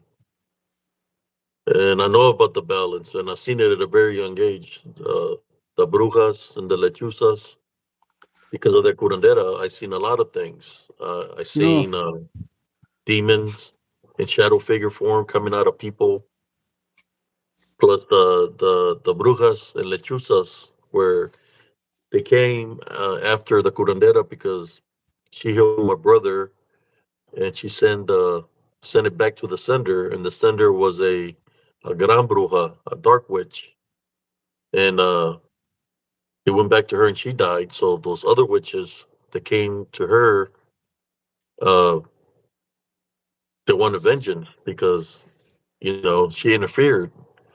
So they were mad at her, and they said, "Okay, we'll leave you alone, but just give us him." And she was blocking the door like this, and she was fighting against us spiritually. And she said, "No, you can't have him." And they were trying, they were chanting and everything. Then I look at them, and I said, "I'm not afraid of you." And she said, "Get no, get back in, get back in." Like I was a little boy, just telling them because I could feel the presence of the Heavenly Father with me. So I stood there right beside her, and I was seeing them. I was seeing the six that were standing on the ground, and there was like six lechuzas on the trees, and we fought for hours spiritually. But I stood right beside her with no fear, and before the sun rose, they left. They left. Those are the same ones that followed me to my home. He heard they try to come in and come after me when I finally got back to the States. They came for me, trying to come into my home because they wanted vengeance for that black witch that got taken out through the seven times fold. It was a witch that did the wrong to my brother, right? the first time I experienced a lechuza, man, I was a dumb little kid. My dad went and took us to live in Mexico from the States, and I remember it was dark, man, and I heard something go by whistling. So I whistled back, and my cousins over there said, "No, don't do that, don't do that. It's gonna come and take your eyes." I go, "What's gonna come?" He goes, "La lechuza." What the hell is that lechuza? He goes, "Well, you're gonna find out tonight." And I always slept. The bed, the houses, the doors on the house on the hut because it was a mud hut. Wait The up, cousin. doors, I hear. Go ahead. Go ahead and say the story. I heard some banging outside. the doors of the house, the front door and back door, they were the doors that opened in the middle. You could open the top, or you can open the bottom, or you could, it was one of those doors. And the bed where the place where I slept was right behind the back door, and they always left the top part open. So that night, I risked getting stung by scorpions, and I laid on the floor. Sure enough, I hear like wings flutter and hear something land in the yard, and then I'm peeking through the cover because I'm covered up all the way up over my head, and I see a old lady look to where I usually sleep, and then she stuck her hand in there trying to find me, but I was not there. That was my first encounter with a lechuza.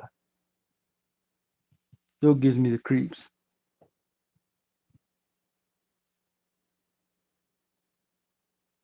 Yeah, Delana, yes.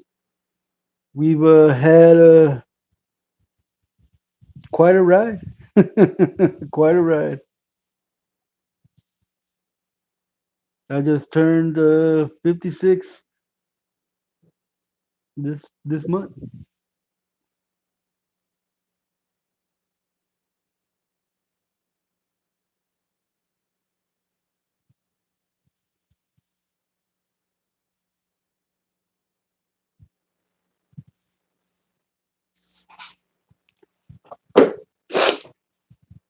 I wonder where he went. Anything y'all have questions about that I can answer?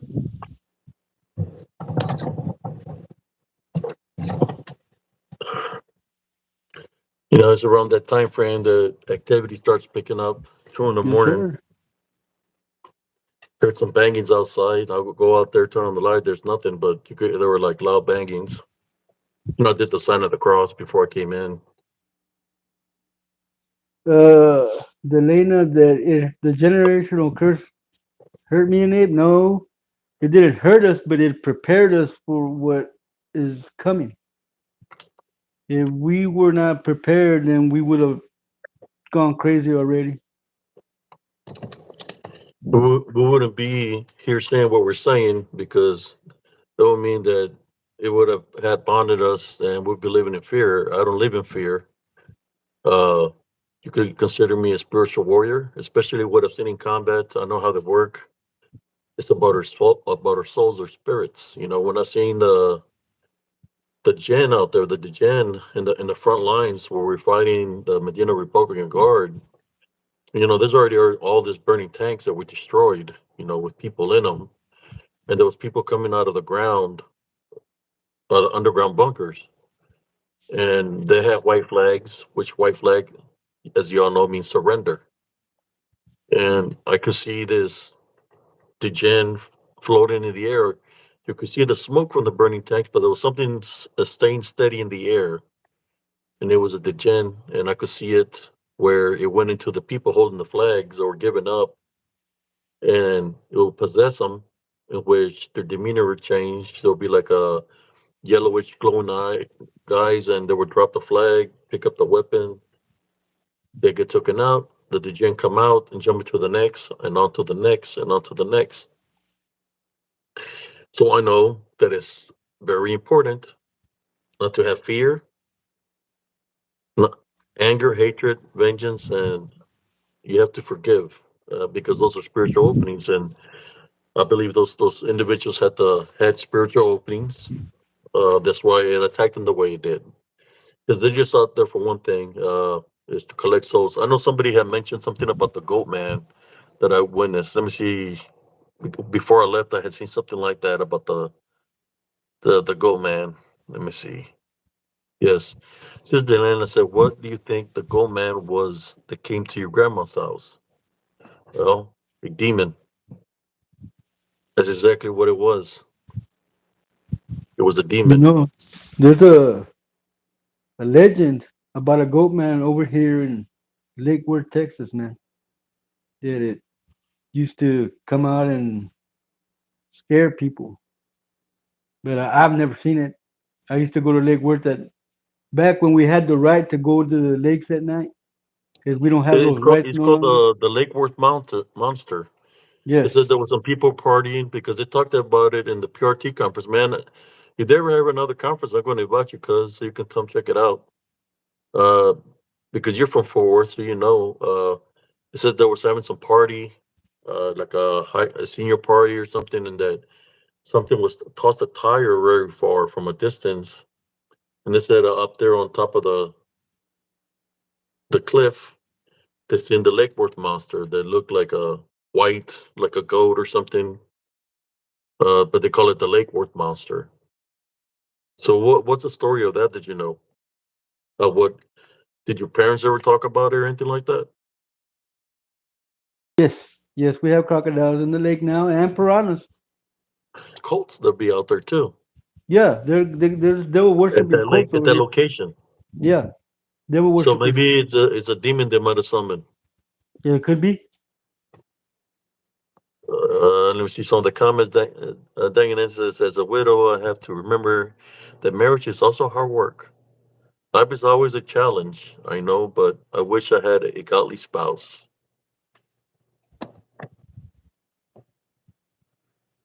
From back in the day. Yeah, you know, I never used to like to dance back then. I dance every now and then. Now,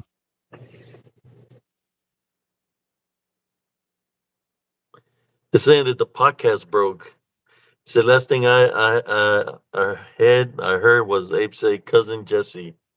and the podcast broke. They're saying Is it there's better there's now? nothing. I don't know. I see him. Can you hear us? If you can hear us, give us a thumbs up. I guess it's still broken. He said, I refreshed and now I'm seeing it. Okay. Well, welcome Thank you, back. Jesus. Welcome back, Carter. Welcome back. Remember, welcome back, Carter, from Yeah. back in the day. Ooh, ooh, ooh, ooh.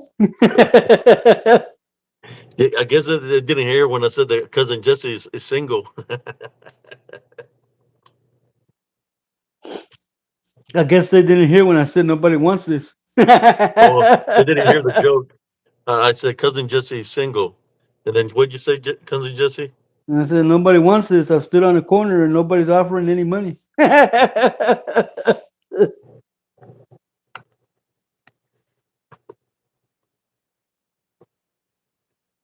Bonnie Hunting Bear says, was it about 10 feet tall?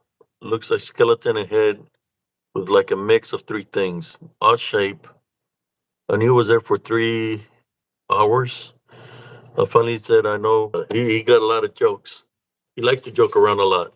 That's Hey he would man, always make me laugh when I was going through everything and I lost my mother. He was always making me laugh, trying to keep me happy. Always yeah man, joking if around you about can't something. laugh at yourself, then you have very serious problems, man.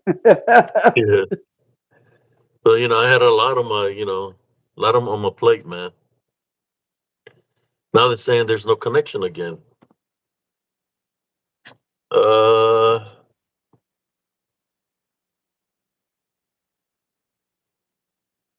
It is they that say hour. Danganese says, "Lost my spot as well. The plane is unbearable at times, but lost to experience what true love was." Amen, Sister Danganancy. Because I lost my spouse too, but it was a bad divorce. He said, "It's back again for me. There's a lot of activity happening. Let's do a little prayer. Heavenly Father, at this time, we would like to type bind and rebuke whatever was banging outside my house. If you're here, we take authority over you in Jesus Christ's name. You're not welcome. Leave my home. You're not welcome to affect my connection. We type bind and rebuke you in Jesus Christ's name. Amen." Amen.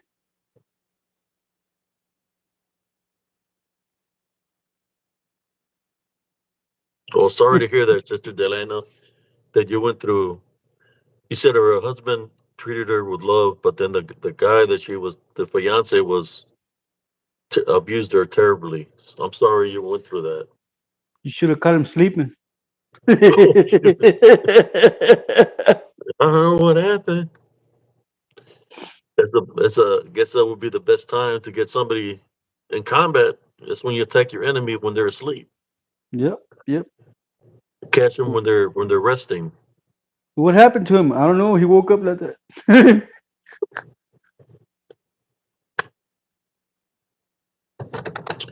Ugh. Okay, I know you talked about you were sharing a story report. Just continue the report concept that is live. You could call something like that. I would think. You know. Oh, cousin, let me tell you this story, man. The last time I went to Mississippi, remember I told you that there was a malevolent spirit in the house that was always in black shadow form, and it told me I was gonna die. Something popped in my ear or in my brain, and I woke up and I saw it running. And like I told you before, in that trailer house, the very first day that I got home after work, that door in my room slammed shut, man, and it had a latch on the outside that you had to twist to put the lock on. The latch twisted. I was locked in my room, man. I couldn't get out, and I was screaming for help. Nobody came, so I ripped with my hands. I ripped the door off the hinges, and that's how I got out of that room. But there was a Wow. malevolent spirit in that room, man. And at night, for some reason, every night there would always be a lechuza in the tree by my window. Yep. Making that. Yep, and Hootie whistling. bad enough, man. I didn't have no curtains on that window at first. So what I did is I taped a bunch of boxes together and covered the window with boxes and gorilla glue tape. But yeah, man, I had some bad experiences out there in Mississippi, man. I ain't lying, man. Bad experiences, man. Yeah, there's a. I can still hear activity outside my home, but I'm not focused on that. I prayed. Still hearing stuff out there, noises, but I'm not gonna give it any power. Hey, Not cousin, that. why is it? Not, Why is it every time that I come on live with you around this time, you always get activity in your house or in your yard? The first time it's we did the live that I came on, your microwave was going off, yeah. and and now you got I activity out changed the there. microwave, right? But remember at the beginning we had the live. You couldn't see you. I couldn't see you. It was just a shadow figure. Like it was dark. But then we had to restart the live. Then we start having this problem where they're saying that it's being disconnected. But I'm seeing everybody perfectly fine. I'm hearing you fine. Maybe they're the ones conversation. Can y'all hear Uh, us? I don't know. Maybe the YouTube server. They're talking about the YouTube server. Uh,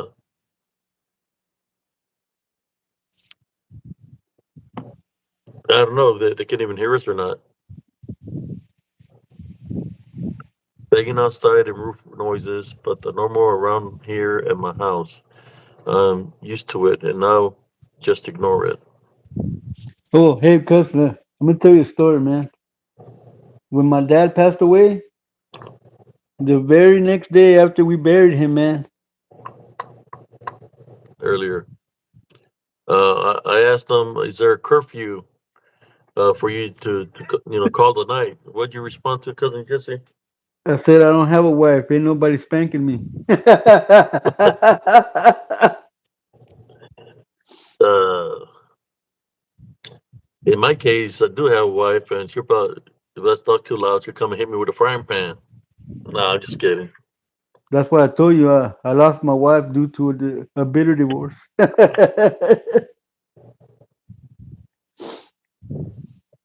But I'm happy now. I'm What are living you my happy? best life, man. Do you mean your best Trouble life? free. Trouble free? How do we say it in the valle? No tengo muleta.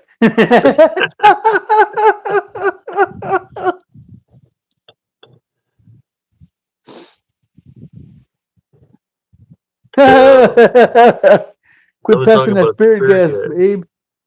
Is Slimer behave? Slimer. Delena, I had a dream about my father, and it turned into a nightmare because he started choking me, and I was in a sleep paralysis. I'm thinking I managed to turn sideways, and when I opened my eyes, I saw a green orb go into the wall and then go up through into the ceiling, and I heard footsteps. You hear that? Dangy Nancy said, "I'm not too far from you. I'm bored. I'll go spank your ass real quick." Don't be threatening me with a good time.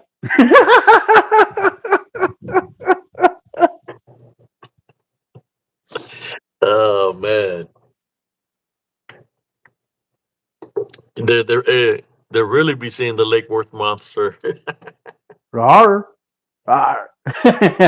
See their figure, how they look, the black ones, and they'll be looking down. You can see the face. It looks like a face of like a woman, right? And or they're flying very high and they're making that. That's how it sounds. They're screeching. They're making the sonar.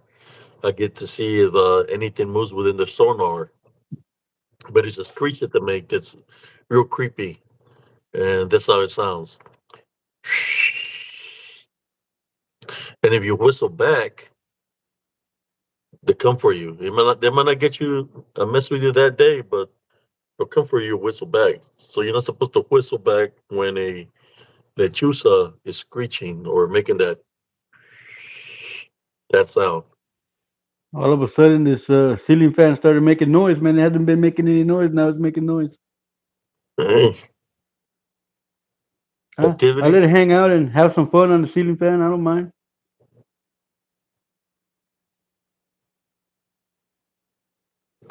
Image said it cuts out every 30 seconds. Oh wow.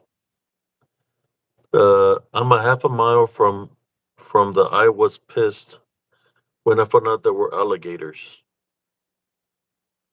You can see them from the bridge, man. When you're driving down the freeway, that you cross the bridge over Lake Worth.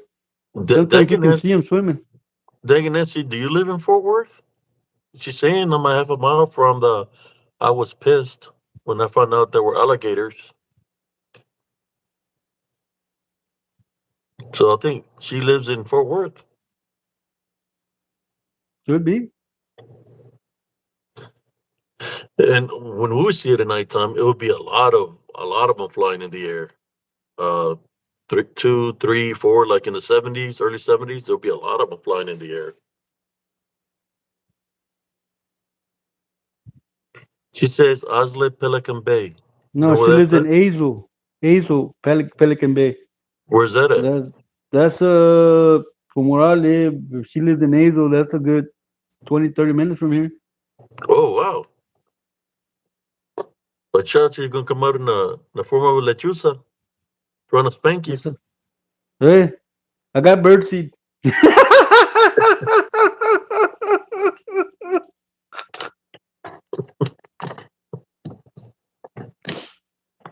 Oh, stop.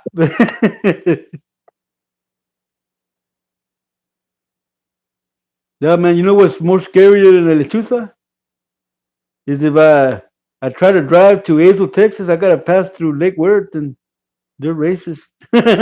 Oh shit! The cops are racist Where in Lake Worth.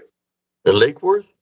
Yeah, especially right now at night, they got that skinny chick that pulls everybody over. What is that? Skinny chick. DPS. Oh, Oh you there? yeah, I'm here. What happened? They cut out and came back. Uh, it's going in and out, in and out. Mm-hmm. I would admit is just laughing. She put a smiley face down there. She's 10 minute, bro. The way I drive. Oh Yeah, shoot. well, you can drive like that to Lake Worth if you're white. You can't do it if you're Mexican.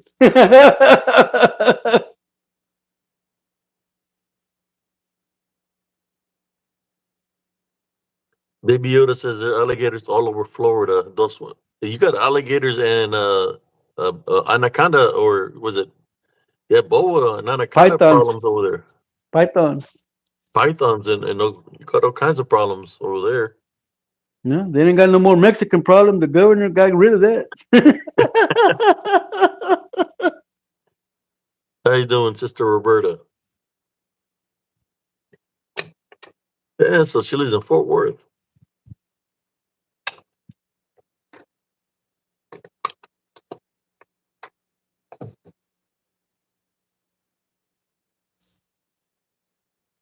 T- Yeah, that's where the conference was.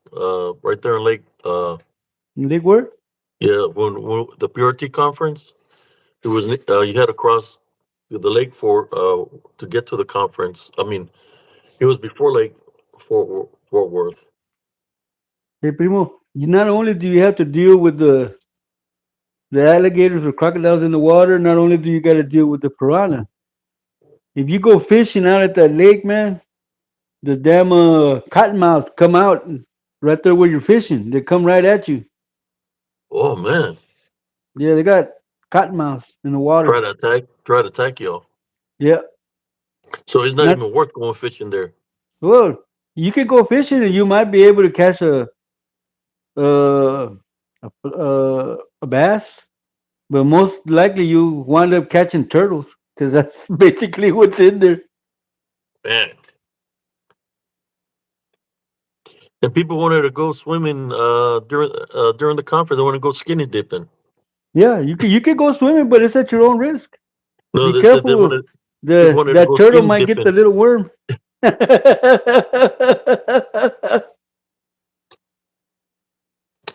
It's like, "Who wants to go skinny dipping?" It's like, "I don't know. I heard you got that Fort Worth monster," and then people talking about there's water moccasins. As a hell no. And some Smurfy says, "My family, we're more like chinganos." Oh, he's Asian. Chink, chinganos. Oh, asshole. Oh, you look like a me. In my eyes. Oh, asshole.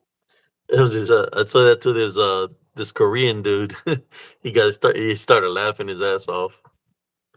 I try to cheer up people when we're in the field training. I'll be like,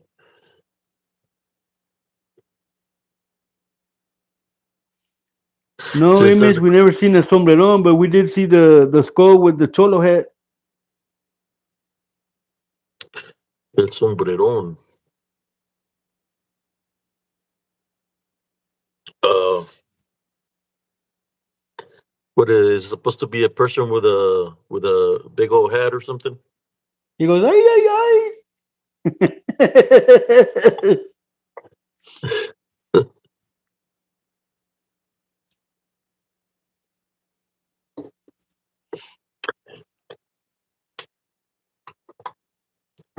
Oh man, sometimes people back in the day would make stories.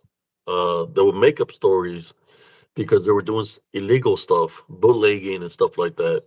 So a lot of the stories that surfaced up back in the day was because people would want to scare the people so they wouldn't go to these areas where they're doing their bootlegging stuff back in the day. Oh, the guy with the black top hat. I've never seen it, but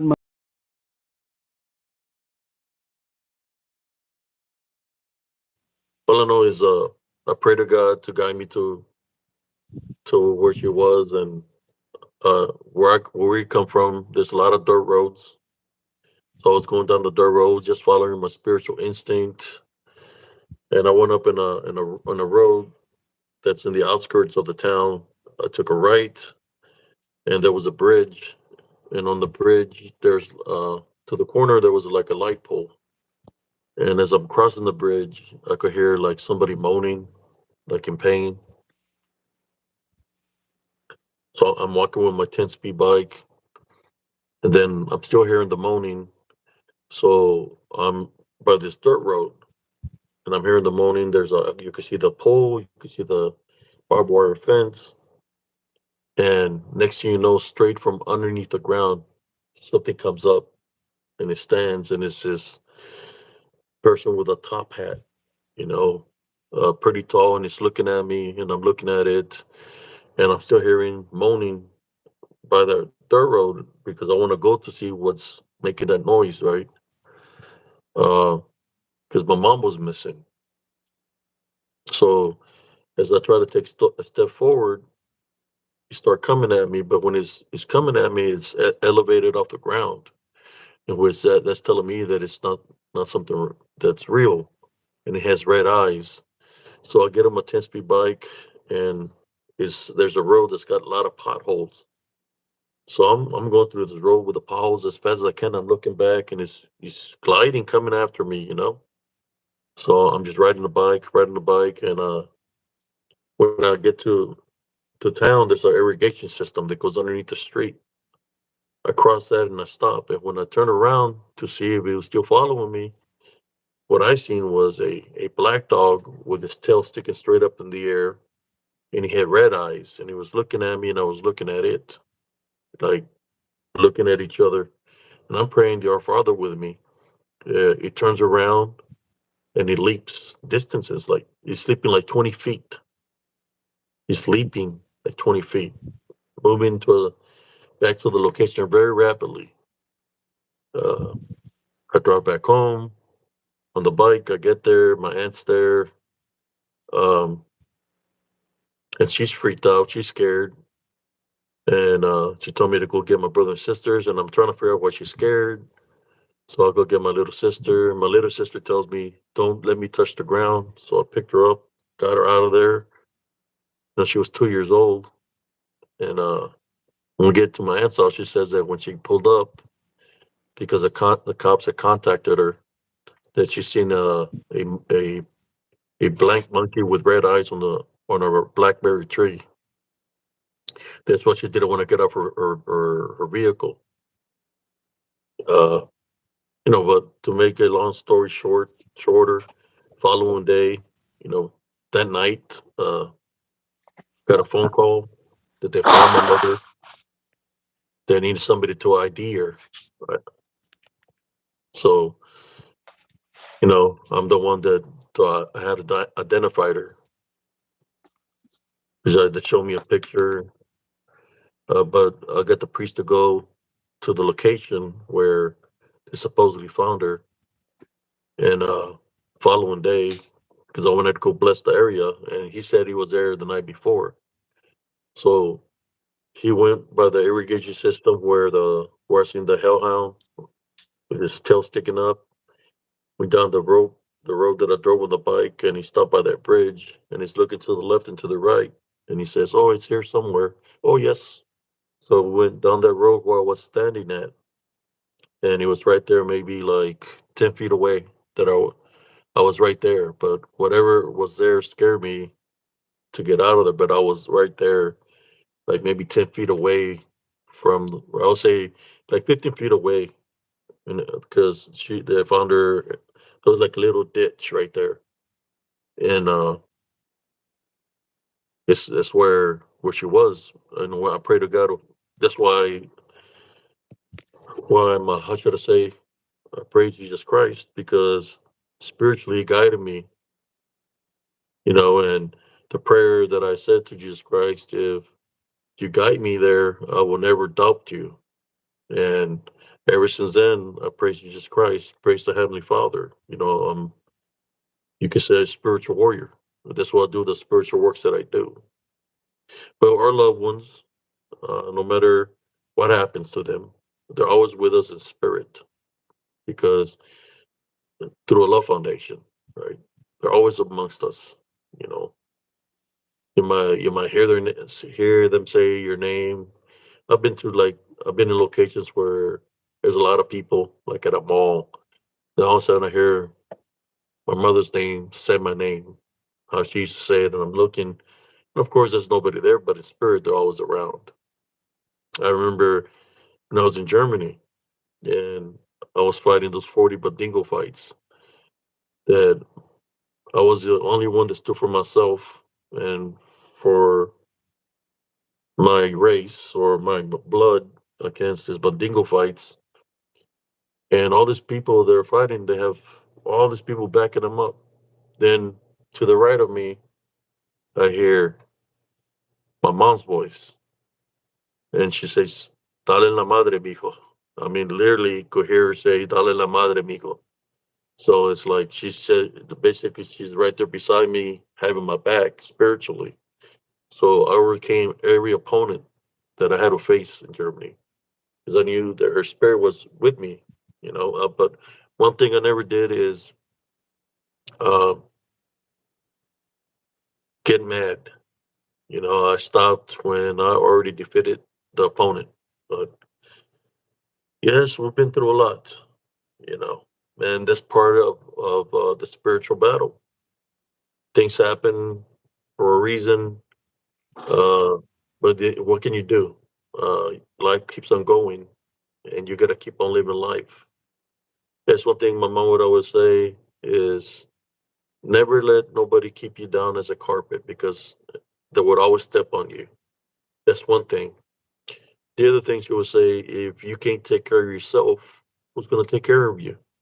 So that's letting me know to stay active, do some kind of workout. So which I still do till this day. But My mom used to say, "Dales en la madre." yeah, yeah, Yeah, Delana, I'll come back anytime he asks me to come back. All he's gotta do is ask me, and he knows I'm gonna say yes, and I'll be here.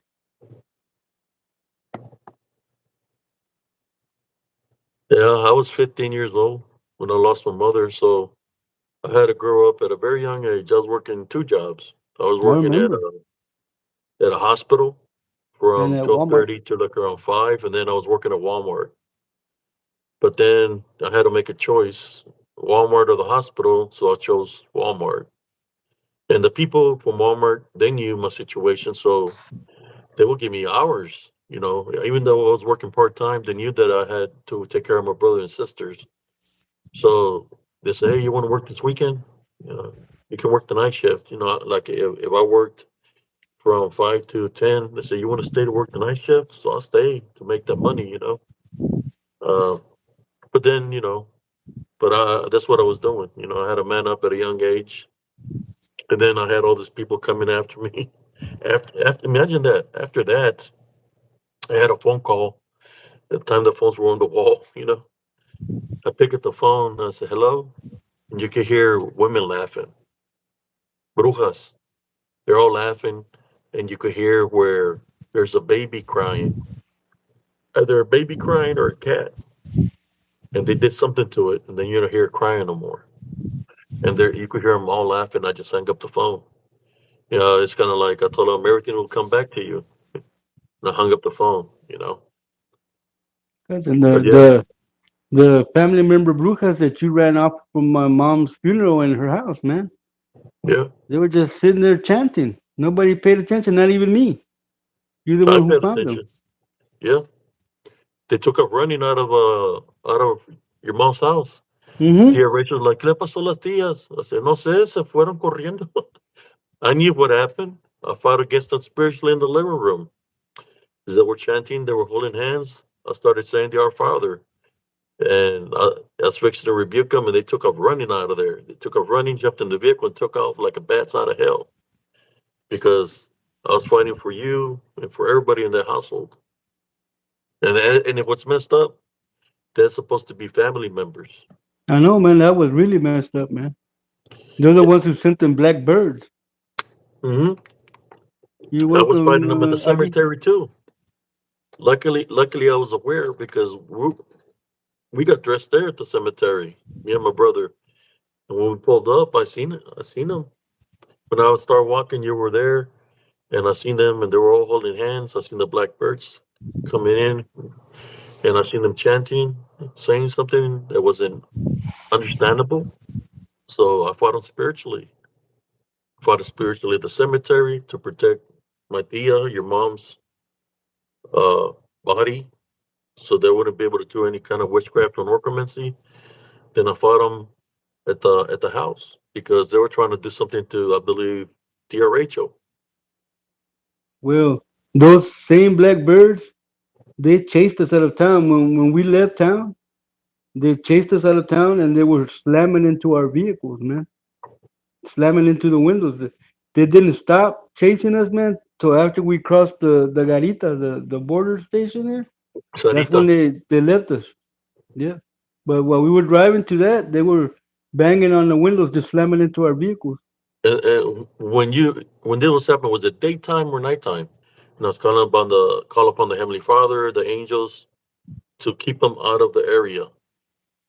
And then when we got home, to their house, they were gonna eat right after the funeral, and that's when I seen them. They're just the same way they were sitting over there. They were sitting there and they were chanting something.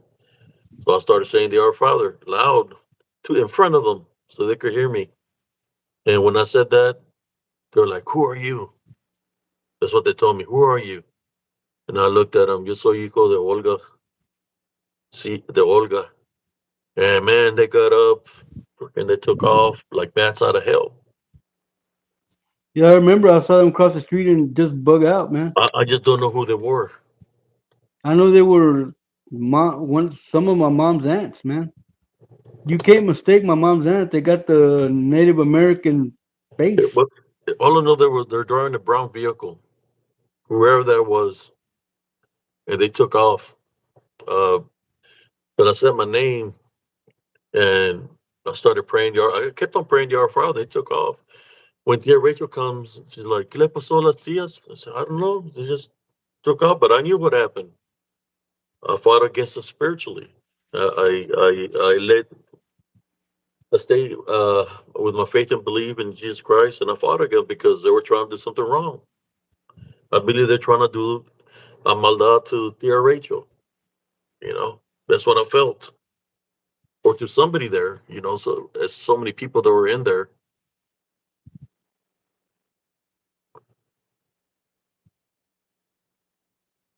Got activity, man. They make me laugh. They think I'm afraid.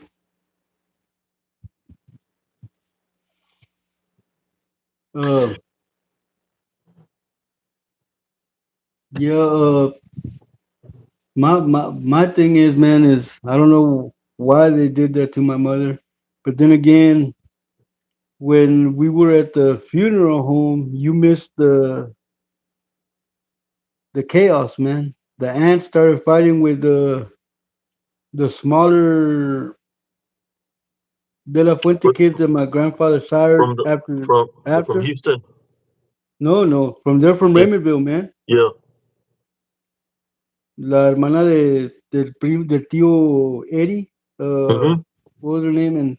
And Oscar, they were fighting with them right there at the funeral home, man. And I told him, hey, man, this is not a time and place for that, man. You don't yeah, understand. I go, that's like y'all telling us to fight with Flora and Mario yeah, because they're half brothers. You yeah, can't justify it. You can't justify it. A big old scene, man. Smurfy, if anybody can mess you up, it'll be a family member because you allow them to get close because they're yeah, family. Sister Delana.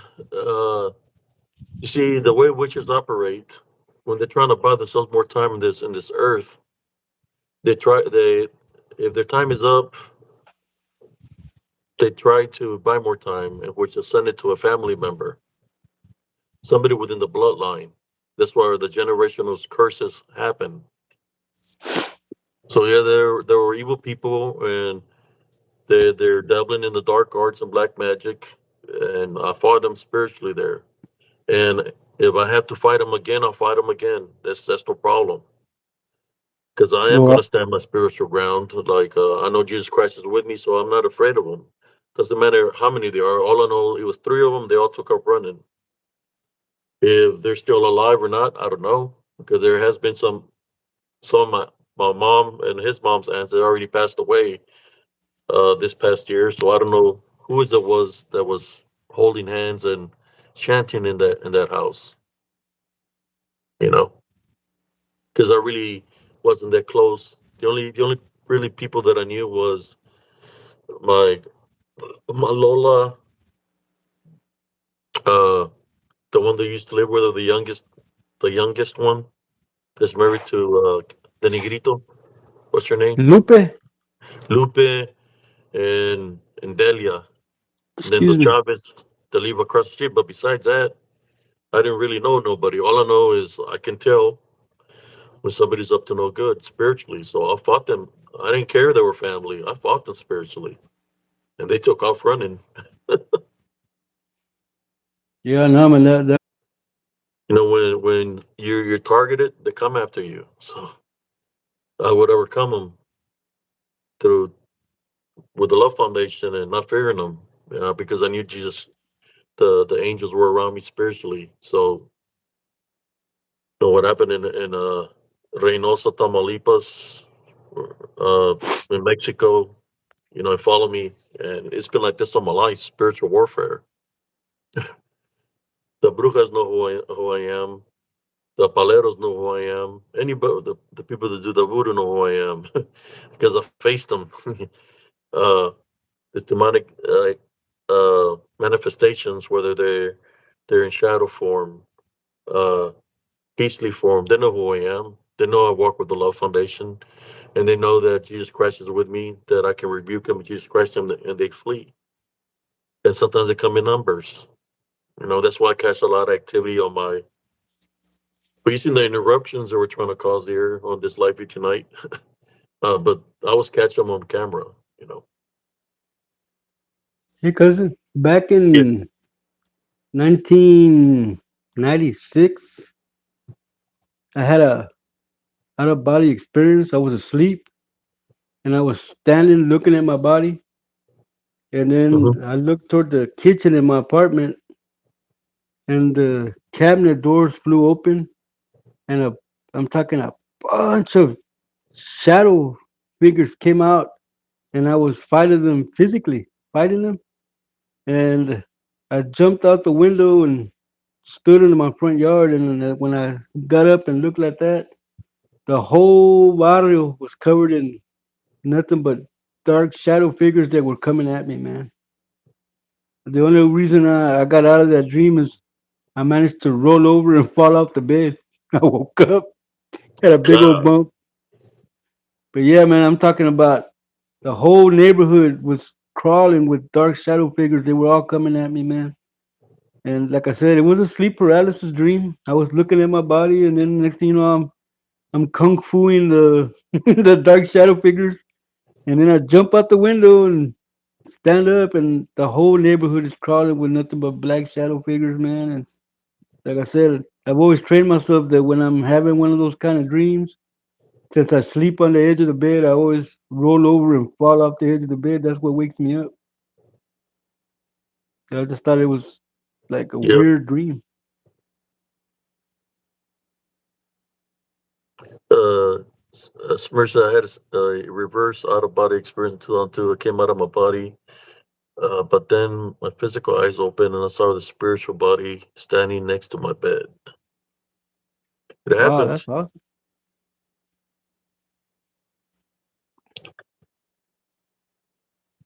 But That's I've yes, never had one of those. we've been through a lot. You know, I've been through a lot. Imagine going through all the stuff. You losing your mother the certain way because it was a fraudulent insurance, and that's what that was about. They were trying to make money. There was this guy. I remember the guy. He's dead already. No, only God knows where he's at. But I remember when he came to our house selling this insurance. He's like, "Yeah, put everybody on there. It covers everybody in the house." Only to know that that guy was setting up the whole family for failure because what was supposed to happen that night, it wasn't just my mother that was supposed to die. It was supposed to be all my brothers and sisters.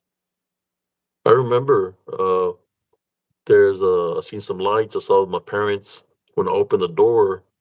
It was the coroners. The coroners. There was like a bunch of body bags on the ground. I'm like, hey, what y'all doing? They threw the body bags back in the vehicle and they took off. Well, you scared the heck out of them, I bet you. You see, and the only reason I found out that that was a deal is because when I was in the army, after Operation Desert Storm, I went back home. I got surrounded by this guy named Mike Chapa, that was Michael, not Chapa, Rosales, with all the other cops, and they told me to leave town. If I didn't leave town, that something bad was going to happen to me. And I told them, look, I'm part of the government. I'm here to visit my family. Leave me alone. I'm not doing nothing wrong. And they told me that I need to leave or else. I said, I'm not leaving nowhere.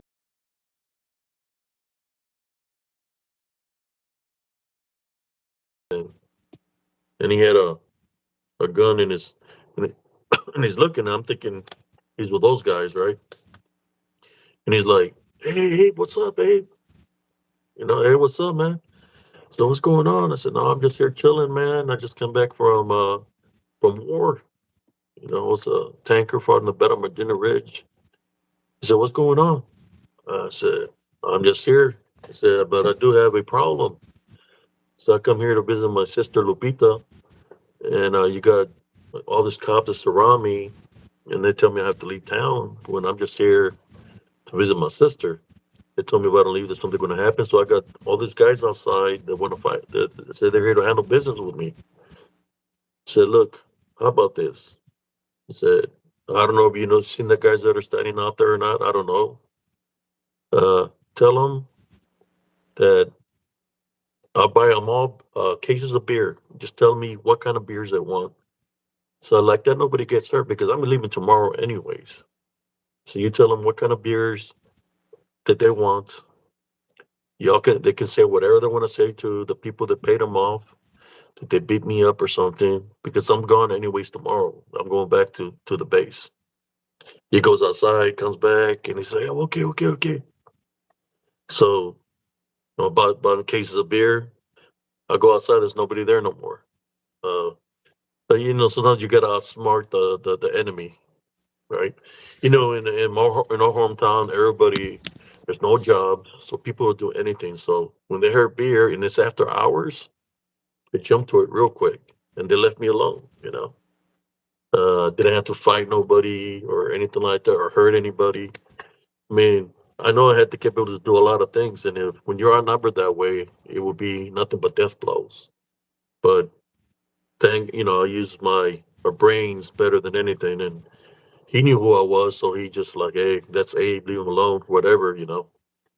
But I'm thinking he was there with those guys, but You, you know, they probably sent him in to check to see what you were doing.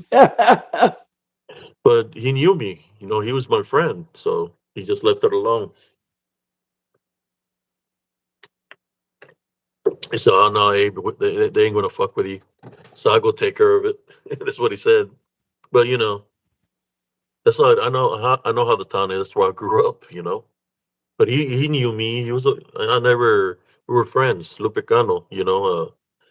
He was friends with Lupita and Beatrice, but he knew I was a brother. He was cool with me. So he's like, I got you, man. I got you. Nothing gonna happen. And he looked over me that night. But That was a good thing. Michael Rosales cop, the reason he didn't like me is because when we were younger, I would beat the crap out of him all the time. He was older than me, but he was always trying to fight me. Always trying to fight me, and I would have to roll him every time. Primo, I But never met anybody in Raymondville that could fight. And no, they all just talk the big game. but there's a lot of people that were corrupted because of the crooked cops, the crooked drugs, and the crooked insurance frauds that were out there. I had one guy there in Raymondville, man, put a gun right here on me, man. He made a big mistake, man. I disarmed him and pistol whipped him until I got tired. Man, come on, man. Back then, man, I was fast, man. My hands were fast, and he didn't even see me when I took that gun out of his hand, man. He shouldn't have touched me with it.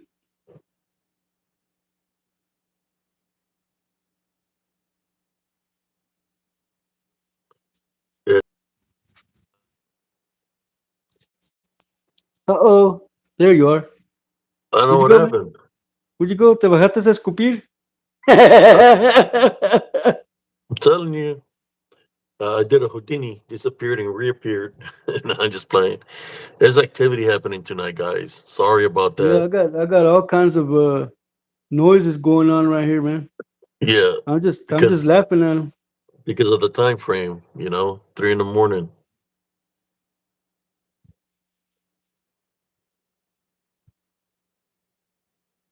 But it's saying that, yeah, that's why I never went back to my hometown. I don't even Well, go visit, man. I don't even go visit there. I'm gonna have to go back in October, cousin. It's mandatory. I cannot not go.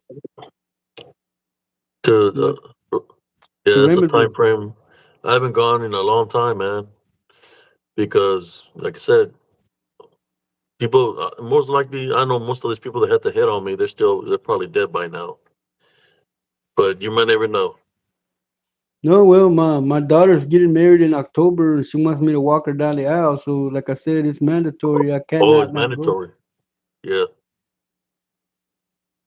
You know me, man. Gonna polish up the Stacy's and clean up the hat, and let's go. you're gonna need a date, man, for the to go over there. Hey, don't say this, man, because my baby mama don't know, but she's gonna be my date. I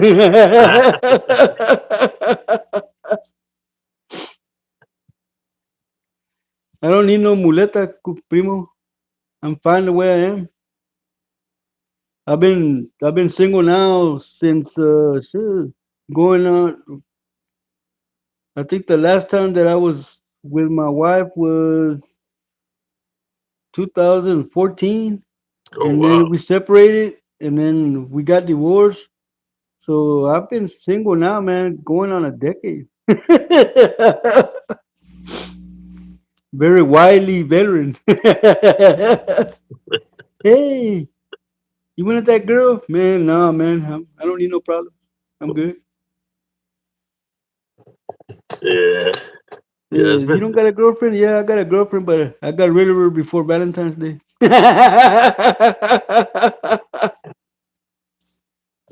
I'm just kidding. I'm kidding.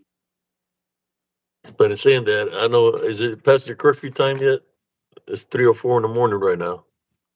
Whenever you What want to end the live, we'll end the live, cousin. I don't have nothing to do tomorrow.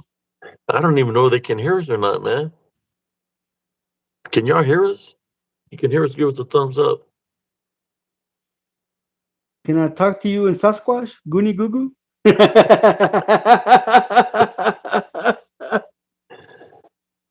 I know they're saying that was lagging and all kinds of stuff. Oh, they're here. Baby Yoda says here.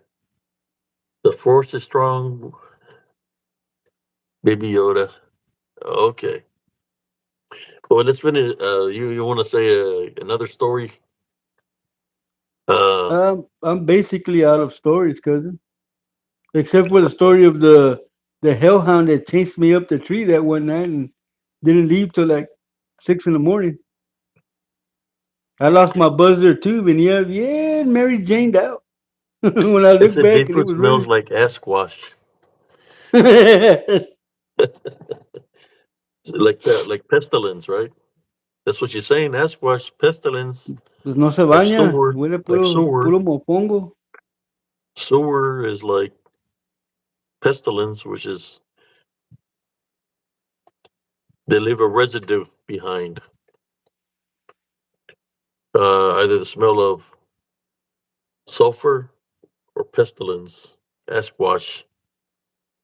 You want to call it manure, sewer, a nasty smell. But that's when you know that it might It's not demonic. be something that's real, that is demonic in nature.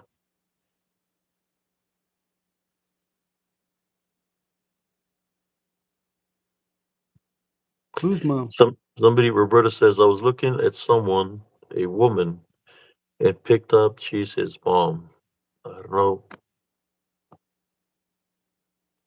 What woman, Miss Oh, Roberta? I don't know what she's talking about. Said somebody said I took a nap in the forest when hiking with an ex-wife. I woke up at a horror smell and accused her of letting one loose. Looking back, it may be in Sasquatch. LOL. Uh, You wild, Smurfy. You wild, man. Smurfy, did you wake up with a pillow on your stomach? Whose right shoulder, Roberta?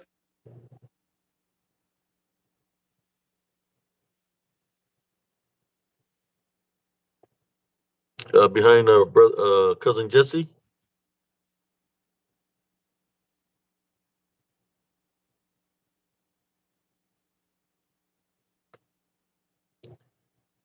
No, he's talking about me. Mine's. The There dude in is the hat or the dude in the glasses? Oh, yours, Abe. yeah, there's activity here. I've seen this.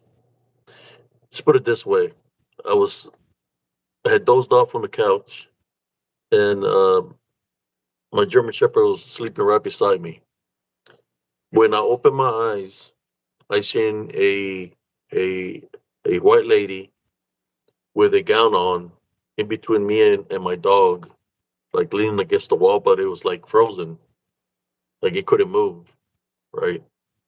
And then I started praying, and the next thing you know, she's gone. But she was like frozen. I did have my protection around my neck. But yes, in this house where I live, Oh, behind uh, me. Was it that lady there? oh, not me. Okay, There's nothing in here. If it was, I'd be able to feel it. maybe we're gonna have to debunk the Maybe we might have to debunk the video You might have to, afterwards. cousin, because if she sees it, my senses don't are not picking it up. I told you I hear noises, but I'm not registering nothing evil. How you doing, Sister Melissa Burnell? She said a lady spirit. I don't sense anything. Do you see it now? Let me go. Roberta said maybe a few months later, ex-wife was home alone. She called me in a panic, telling me someone with a dark sweater with a hoodie was speaking into the window. I think that was Bigfoot too. She- That's a big ass hoodie. That's more like a Boy Scout pump tent. yeah. Oh man.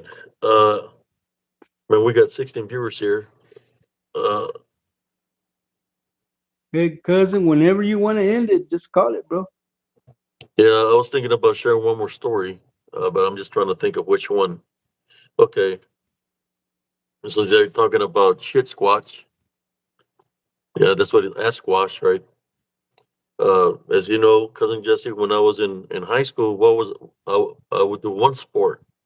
You were a track star, man. He said I was a track star. I would do a run long distance cross country.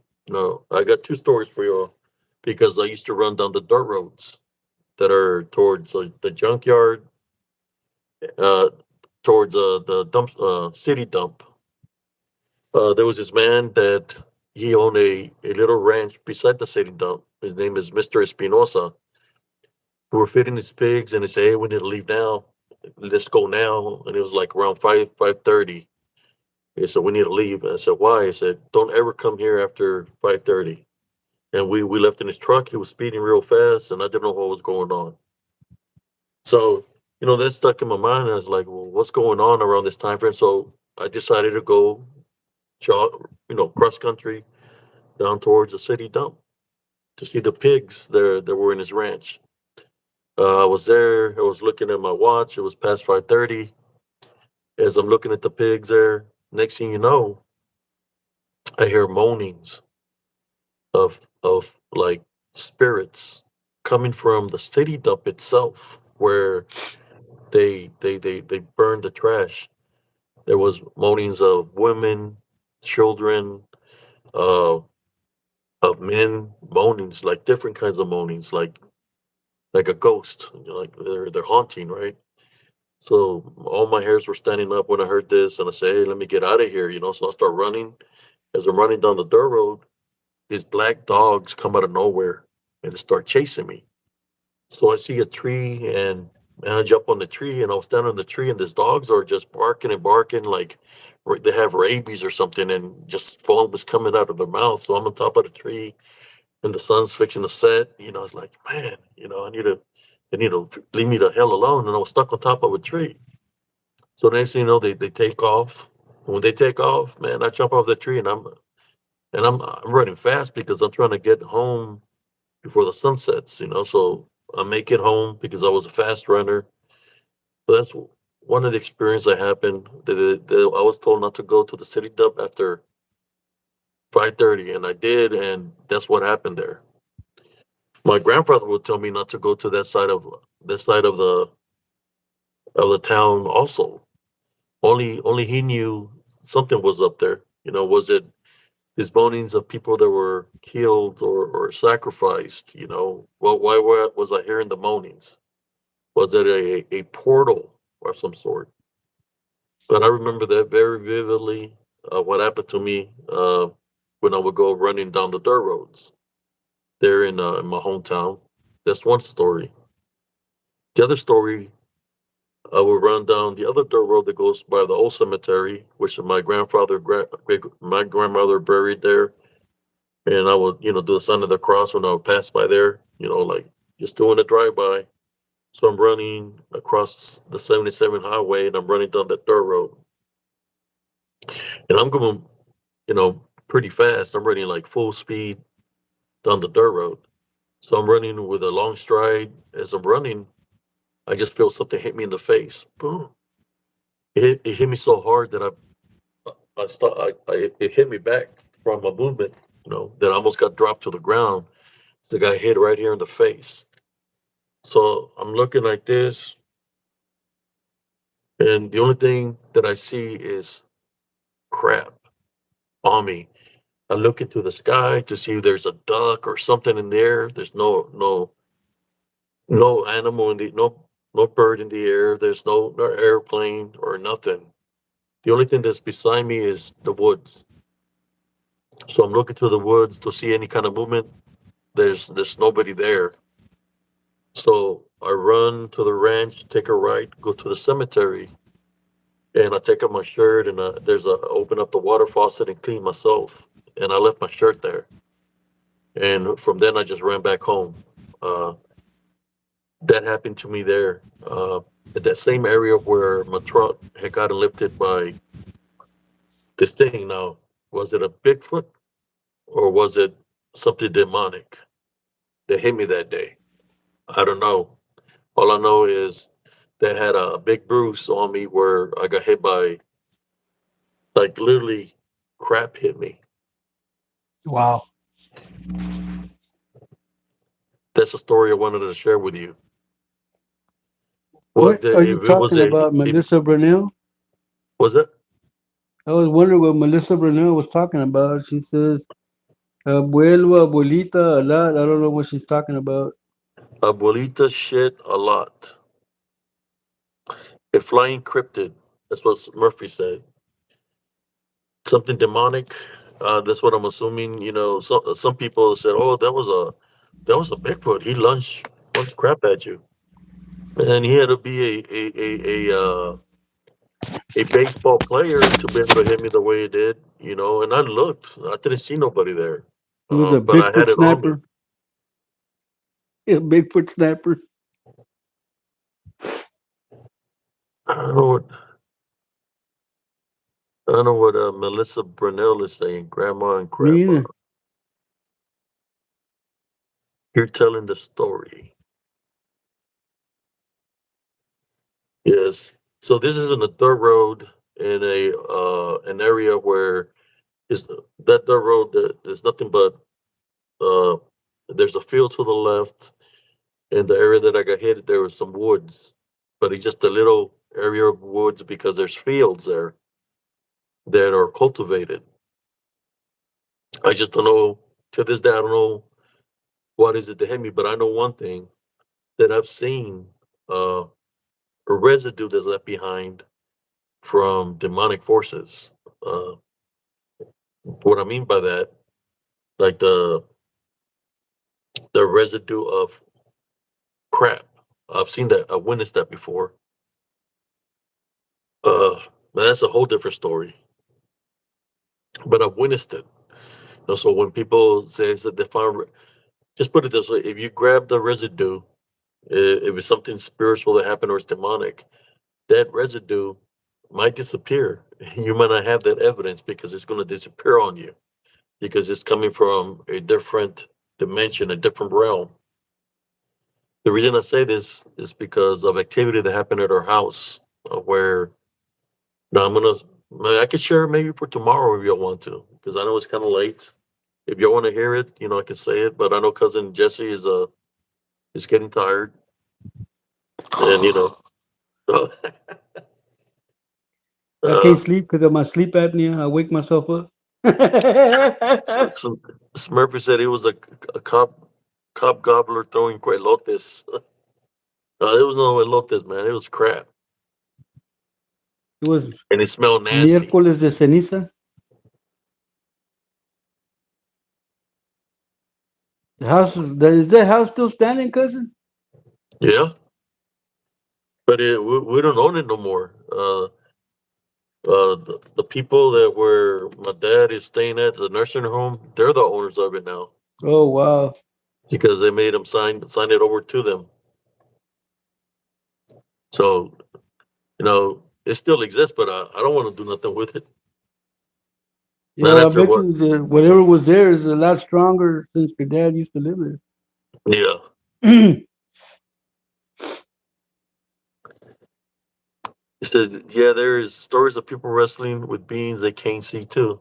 Yeah, they attack you invisibly if you have a spiritual opening You know and you're what, cousin? believing that they're werewolves or they're going to attack you spiritually, unseen. You know what, cousin? Speaking of spiritually being attacked, you know they sold off my mama's house and they moved it out of the lot. They only kept the lot and sold the house, right?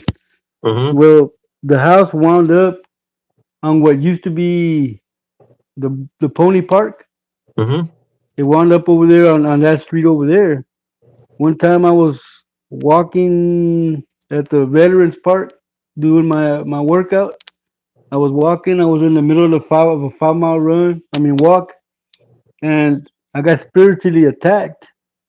And I looked to my right, and my mom's house was right there. So whatever attacked me at the park, it came from my mom's house. Man, it completely drained me, man.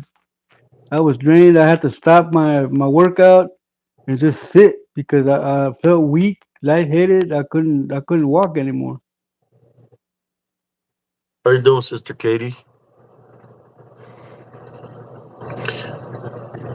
Sister Katie lives on the. I've been on Sister Katie for a long time. She lives on the other side of the world. Oh wow, you know. Good morning to you, Katie. But yeah, they do leave residue.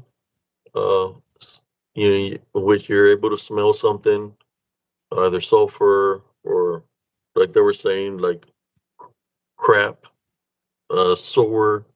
The way sewer smells, they leave that kind of residue. When the shadow spirits were coming into my house, wherever they stood, they would leave black residue on the ground where they were standing, and it stunk. I would find the black residue in my restroom where they were into my restroom. Sometimes I find the black residue in the shower where they stood, and it stunk. It smelled real bad. It smelled like sewer. So I would find the black residue inside my home and sometimes around my home, where this unclean spirits or shadow beings would be standing at. They will leave a black residue behind that smelled like sewer.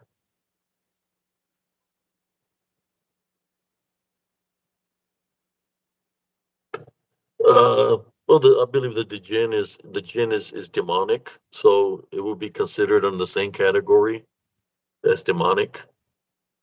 So pay attention. These are the things to pay attention when you to see if you're having activity in your home. One of the things you can pay attention to is your ceiling fans, the light fixtures. If your light fixtures have red residue on them, that possibly could be that you have an unclean spirit in your home. Look at your light fixtures. If you see anything kind of red, that means there's an unclean spirit in your home.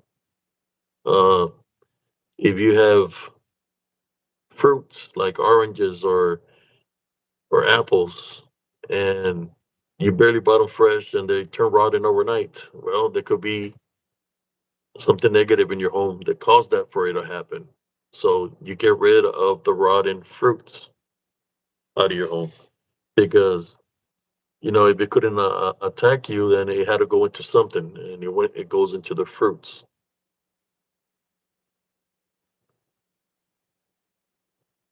Yeah, fruits like grapefruits, oranges.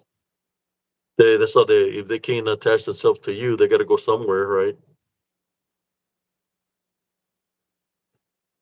But anyways, cousin Jesse, uh, you got anything to say to the viewers here? You Not have really, cousin. anything you want to say to them before we go? Because I know you're tired. No, just have a good night, and maybe cousin Abe will have me back someday. Y'all have a good morning, good night, and may the Lord bless you. Somebody say you're a bartender.